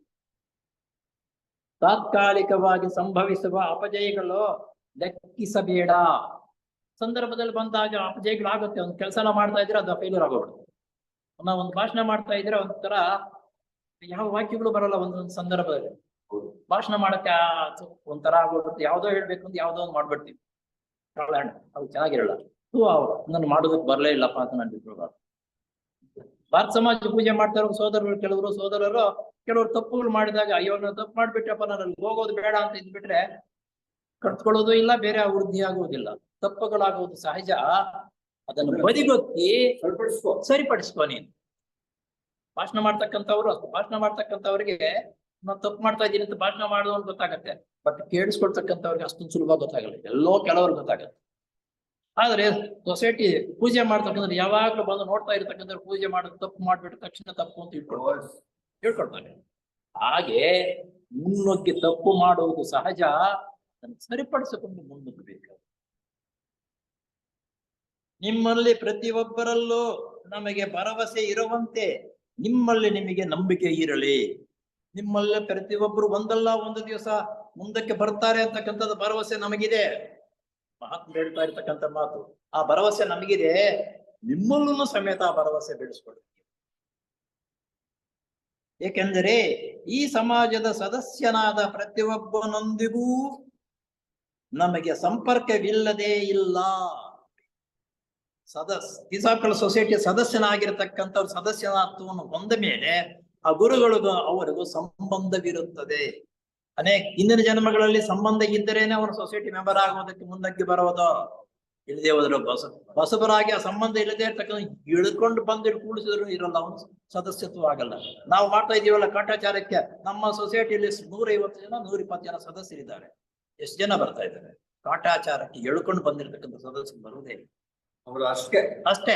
ಯಾಕಪ್ಪ ಕಾರಣ ಅಂದ್ರೆ ಅವರು ಗುರುಗಳಿಗೂ ಮಹಾತ್ಮರಿಗೂ ಆ ಸೊಸೈಟಿಯ ಸದಸ್ಯನಿಗೆ ಲಿಂಕ್ ಇಲ್ಲ, ಸಂಬಂಧ ಕಟ್ಟಾಗಿರುತ್ತೆ. ಅದನ್ನ ಬರಲ್ಲ. ನಮಗೂ ಅವ್ರಿಗೂ ನಮ್ಮ ಸಂಬಂಧ ಇರ್ತಕ್ಕಂಥವ್ರು ಒಂದ್ ದಿವಸ ಹೆಚ್ಚು ಕಡಿಮೆ ಆದ್ರೂ ಆ ಸಂಬಂಧ ಎಳೆಯುತ್ತೆ ನಮ್ಮಲ್ಲಿ ಬರ್ಬೇಕು. ನಾನು ಇಲ್ಲೊಂದು ವಿಷಯ ಹೇಳಿದೆ. ನಾವು ಮನೆಯಲ್ಲಿ ಹೆಂಡತಿ ಮಕ್ಕಳ ಸಂಬಂಧ ಎಷ್ಟಿರುತ್ತೆ ನಮಗೆ? ಎಲ್ಲೋ ದೂರದಲ್ಲಿದ್ರು ಕೆಲವು ದಿವಸ ಹೋಗ್ಬಿಟ್ಟ ಕೆಲಸ ಕಾರ್ಯಗಳು ಮಾಡಿದ ಮೇಲೆ ಆ ಸಂಬಂಧ ಎಳೆದಾಗ ತಕ್ಷಣ ಬಿಟ್ಟು ನಾವು ಮನೆಗೆ ನಂತರ ಬರಲ್ವಾ? ಹಾಗೆ ಗುರುಗಳಿಗೂ ನಮಗೆ ಸಂಬಂಧ ಇದ್ದಾಗ ಕೆಲವು ದಿವಸಗಳಲ್ಲಿ ಏನೋ ವ್ಯವಸ್ಥೆ ಅವ್ಯವಸ್ಥೆ ಹೆಚ್ಚು ಕಡಿಮೆ ಆದಾಗ ದೂರ ಇದ್ದರೂ ಸಮೇತ ಕೆಲವು ದಿವಸ ಅದು ಓಡಿ ಬರುತ್ತೆ ನಂತರ ಕೆಲಸ ಮಾಡೋದಕ್ಕೆ, ಸೊಸೈಟಿ ವ್ಯವಸ್ಥೆ ಮಾಡೋದಕ್ಕೆ, ಸೊಸೈಟಿ ಏನ್ ನಡೀತಾ ಇದೆ ಅಂತ ನೋಡೋದಕ್ಕಾದ್ರೂ ಬಂದೇ ಬರ್ತಾನೆ. ಹಾಗೆ ಗುರುಗಳಿಗೂ ನಮಗೂ ಸಂಬಂಧವಿದ್ದೇ ಇರುತ್ತದೆ. ಎಲ್ಲಾ ಸದಸ್ಯರ ಸಹಾಯವೂ ನಮಗೆ ಅಗತ್ಯವಾಗಿದೆ. ನೋಡಿ, ದೊಡ್ಡವರು ಅಂತ ಅನ್ನೋದಕ್ಕೆ ದೊಡ್ಡವರಾಗಿರ್ತಕ್ಕಂಥ ಈ ನಮ್ಮ ಇವ್ರನ್ನ ಬೇಡ, ಈ ರಾಜಕೀಯದವರು ಓಟ್ಗಾಗಿ ಸಂಬಂಧ ಬೆಳೆಸ್ಕೊಳ್ತಾರೆ. ಯಾರಾದ್ರೂ ಕೇಳಿದ್ರೆ ಅವ್ರನ್ನ ಬೇಡಕ್ಕಾಗಲ್ಲಪ್ಪ, ಅವರು ಬೇಕಾಗಿ ಬರುತ್ತೆ ಅಂತ ಹೇಳ್ತಾರೆ. ಮೇಲ್ನೋಟಕ್ಕೆ ಅದು ಬೇಕಾಗಿರೋದು ಓಟ್ಗಾಗಿ. ಇವ್ರ ಗುರುಗಳು ನಮಗೆ ಆ ರೀತಿ ಎಲ್ಲ ಅನ್ಯಾಯವಾಗಿ ಜೀವನ ಮಾಡ್ತಾ ಇದ್ದರು ಅಸಸ್ಯದಿಂದ ಇರ್ತಕ್ಕಂಥವ್ರು ಉತ್ತಮವಾಗಿರ್ತಕ್ಕಂಥ ಸದಸ್ಯರಾಗಿರ್ತಕ್ಕಂಥ ಎಲ್ಲರೂ ಸಂಬಂಧವು ನನಗೆ ಬೇಕಾಗಿ ಬರುತ್ತೆ. ನಮಗೆ ಯಾವನ್ನ ದೂರಿಸುವುದಿಲ್ಲ. ನಾವು ತಪ್ಪು ಕೆಲಸ ಮಾಡ್ತಾ ಇದ್ರೆ ಅವ್ನು ತಪ್ಪು ಕೆಲಸ ಮಾಡ್ತೀವಿ ಹೋಗಲೇ ನೀನು ಅನ್ನಲ್ಲ. ಅವ್ರಿಗೂ ನಮ್ಗೆ ಸಂಬಂಧ ಇದೆ, ಅವ್ರನ್ನ ಬೆಳೆಸಬೇಕು ನಾವು ಅನ್ನೋದು ಈ ಗುರುಗಳ ಧ್ಯೇಯ. ಈ ದೃಷ್ಟಿಯಿಂದಲೇ ನಿಮ್ಮೆಲ್ಲರ ನಾವು ಆಶಿಸುತ್ತೇವೆ. ಈ ದೃಷ್ಟಿ ಇಟ್ಟುಕೊಂಡು ನಿಮ್ಮೆಲ್ಲರ ಆಸೆ, ನಿಮ್ಮೆಲ್ಲರ ಮೇಲೆ ಈ ಆಸೆ ಇಟ್ಟುಕೊಂಡು ನಾವು ನೋಡ್ತಾ ಇದ್ದೀವಿ. ನಮ್ಮ ಆಸೆಯನ್ನು ನೆರವೇರಿಸಿ ಅನ್ನೋದೇ ಅವರ ಬುದ್ಧಿವಾಕ್ಯ. ಏನು ಅವರ ಆಸೆ? ಅವ್ರ ಮನೆ ಮಠ ವ್ಯವಸ್ಥೆ ಸಂಪಾದನೆ ಮಾಡ್ಕೋಬೇಕನ್ನೋದು ಆಸೆ ಅಲ್ಲ. ದೈವ ಯೋಜನೆ ಇದೆಯಲ್ಲ, ದೈವ ಯೋಜನೆಗೆ ಪ್ರತಿಯೊಬ್ಬರು ಸಹಾಯ ಮಾಡಿ ದೈವ ಯೋಜನೆ ಮುಕ್ತಾಯ ಅಭಿವೃದ್ಧಿ ಪಡಿಸುವ ರೀತಿಯಲ್ಲಿ ನೀವು ಎಲ್ಲ ಸೇರಿದಾಗ ದೈವ ಯೋಜನೆ ಮುಂದುವರಿಯುತ್ತದೆ. ಅದಕ್ಕಾಗಿ ಸಹಾಯ ಮಾಡಿ, ನೀವೆಲ್ಲರೂ ಸೇರಿ ದೈವ ಯೋಜನೆಗೆ ಸಹಾಯ ಮಾಡೋಣ ಅಂತಹ ಸಭೆಗೆ ಜೀವನ ಮುಕ್ತರು ಹೇಳ್ತಾ ಇರತಕ್ಕಂಥ ಮಾತುಗಳು. ಎಂತಹ ಧನ್ಯರಪ್ಪ! 50ನೇ ಸಮ್ಮೇಳನದ 50ನೇ ವರ್ಷದ ಸಮ್ಮೇಳನದಲ್ಲಿ ಡಿಸೆಂಬರ್ 1925 ಡಿಸೆಂಬರ್ 28ನೇ ತಾರೀಕು ಸಾಧಾರಣವಾಗಿರ್ತಕ್ಕಂಥ ವ್ಯಕ್ತಿ ಮೇಲೆ ಆ ಗುರುಗಳಾಗಿರ್ತಕ್ಕಂಥವರು ಸೇರಿಕೊಂಡು ಇಂಥ ಭಾಷಣವನ್ನು ಮಾಡಿದ್ದಾರೆ. ಇಂಥ ವಿಷಯವನ್ನು ಹೇಳಿದಾಗ ಅಲ್ಲಿ ಸೇರಿರ್ತಕ್ಕಂಥ ವ್ಯಕ್ತಿಗಳು ಎಂಥ ಪ್ರಭಾವ ವ್ಯಕ್ತಿಗಿರಬೇಕು. ಧನ್ಯರು ನಿಜವಾಗ್ಲೂ ಅವತ್ತು ಸೇರಿರ್ತಕ್ಕಂಥ ಜನರಲ್ಲಿ. ಏಕೆಂದರೆ ನಿಮ್ಮ ಪ್ರತಿಯೊಬ್ಬರ ಸಹಾಯವೂ ನಮಗೆ ಬೇಕಾಗಿದೆ. ಪ್ರತಿಯೊಬ್ಬರು ಸಹಾಯವೂ ಬೇಕು. ಒಂದು ಸಂಸ್ಥೆ ಬೆಳೆಯಬೇಕಾದ್ರೆ ಕೆಲವರಿಂದನೇ ಬೆಳೆಯೋಕ್ಕಾಗುವುದಿಲ್ಲ. ನಿಮಗೆ ಪರಸ್ಪರ ಪ್ರತಿಯೊಬ್ಬರ ಸಹಾಯ ಬೇಕಾಗಿದೆ. ನಮಗೆ ನಿಮ್ಮೆಲ್ಲರೂ ನೆರವು ಬೇಕು. ಒಬ್ಬರಿಗೊಬ್ಬರು ಸಹಾಯ ಇದ್ದರೇನೆ ಸಂಸ್ಥೆ ಬೆಳವಣಿಗೆ ಆಗ್ಬೇಕಾದ್ರೆ ಎಲ್ಲರ ಸಹಾಯವು ನಮಗೂ ಬೇಕು. ನಿಮ್ಮಲ್ಲಿ ಒಬ್ಬರಿಗೊಬ್ಬರ ಸಹಾಯ ಇದ್ದರೆ ಸಮಾಜ ಉತ್ತಮವಾಗಿ ಬೆಳವಣಿಗೆ ಆಗುತ್ತೆ. ಆ ಸಮಾಜ ಉತ್ತಮವಾಗಿ ಬೆಳವಣಿಗೆ ಆದರೆ ನಮಗೂ ಪ್ರಯೋಜನವಾಗುತ್ತೆ. ಯಾಕೆ? ದೈವ ಯೋಜನೆಗೆ ಸಿದ್ಧಪಡಿಸ್ತಾ ಇದ್ದೀವಿ ಅನ್ನೋದಕ್ಕೆ ನಮಗೂ ಪ್ರಯೋಜನವಾಗುತ್ತೆ, ನಿಮಗೂ ಪ್ರಯೋಜನವಾಗುತ್ತದೆ. ಅಗತ್ಯವಾಗಿ ಬೇಕಾಗಿದೆ. ನೀವು ಧೈರ್ಯವಾಗಿ ಸತ್ಯ ಸಹೋದರತ್ವದಲಾಗರಿ ಬಾಳುವ ಪಕ್ಷದಲ್ಲಿ ಮುಂದಿನ ಕಲ್ಪಗಳೆಲ್ಲ ನಿಮ್ಮ ಜೊತೆಯಲ್ಲಿ ನಾವು ಇರುವುದು ಖಚಿತ. ಸತ್ಯ ಸನ್ನಿಧಿಯಿಂದ ಕೆಲಸ ಮಾಡತಕ್ಕಂಥ, ಸತ್ಯವಂತರಾಗಿ ಜೀವನ ನಡೆಸ್ತಕ್ಕಂಥ, ನಿಯಮಬದ್ಧವಾಗಿ ಇರ್ತಕ್ಕಂಥ ಜನರಾಗ್ರಿ ನೀವು. ನೋಡಿ, ಕಡೆ ವಾಕ್ಯ ಹೇಳ್ತಾರೆ, ಅಗತ್ಯವಾಗಿ ಬೇಕಾಗಿದೆ. ನೀವು ಧೈರ್ಯವಾಗಿ ಸತ್ಯ ಸಹೋದರತ್ವಗಳಿಗಾಗಿ ಬಾಳುವ ಪಕ್ಷದಲ್ಲಿ ಮುಂದಿನ ಕಲ್ಪಗಳೆಲ್ಲ ನಿಮ್ಮ ಜೊತೆಯಲ್ಲಿ ನಾವು ಇರುವುದು ಖಚಿತ. ಈ ರೀತಿ ನಾವು ಮಾಡ್ತಾ ಇದ್ರೆ ನಮ್ಗೆಲ್ಲ ಎಷ್ಟು ಹತ್ತಿರಕ್ಕೆ ಬಂದಿದ್ದೀವಿ. ನಾವೆಲ್ಲ ಮುಂದಕ್ಕೆ ಮರಣ ಅಂತಕ್ಕಂಥದ್ದು ತಪ್ಪಿದ್ದಲ್ಲಿ ಎಲ್ಲರಿಗೂ ಮರಣವೇ ಇದೆ. ಮರಣವಾಗಿ ಮುಂದಿನ ಜನ್ಮದಲ್ಲಿ ಬಂದಾಗ ಅವರ ಸಹಾಯವು ನಮಗ ಮುಂದಿನ ಜನ್ಮದಲ್ಲಿಯೂ ಸಮೇತ ಸಿಕ್ಕುವ ರೀತಿಯಲ್ಲಿ ಅಂತಹ ಕುಟುಂಬ, ಅಂತಹ ಸನ್ನಿವೇಶ ಒದಗುವ ರೀತಿಯಲ್ಲಿ ಕರ್ಮ ದೇವತೆಗಳು ನಮ್ಮನ್ನು ಹುಟ್ಟಿಸ್ತಾರೆ. ಆ ನಂಬಿಕೆ ಇರಲಿ ನಿಮಗೆ. ಈ ಜನ್ಮದಲ್ಲಿ ಮುಂದಿನ ಜನ್ಮದಲ್ಲಿಯೂ ಸಮೇತ ಪಕ್ಷದಲ್ಲಿ ಮುಂದಿನ ಕಲ್ಪಗಳೆಲ್ಲ, ಅದು ಜನ್ಮವೇ ಒಂದೇ ಅಲ್ಲ, ಕಲ್ಪಗಳೆಲ್ಲ ನಿಮ್ಮ ಜೊತೆಯಲ್ಲಿ ನಾವು ಇರುವುದು ಖಚಿತ. ಖಚಿತ.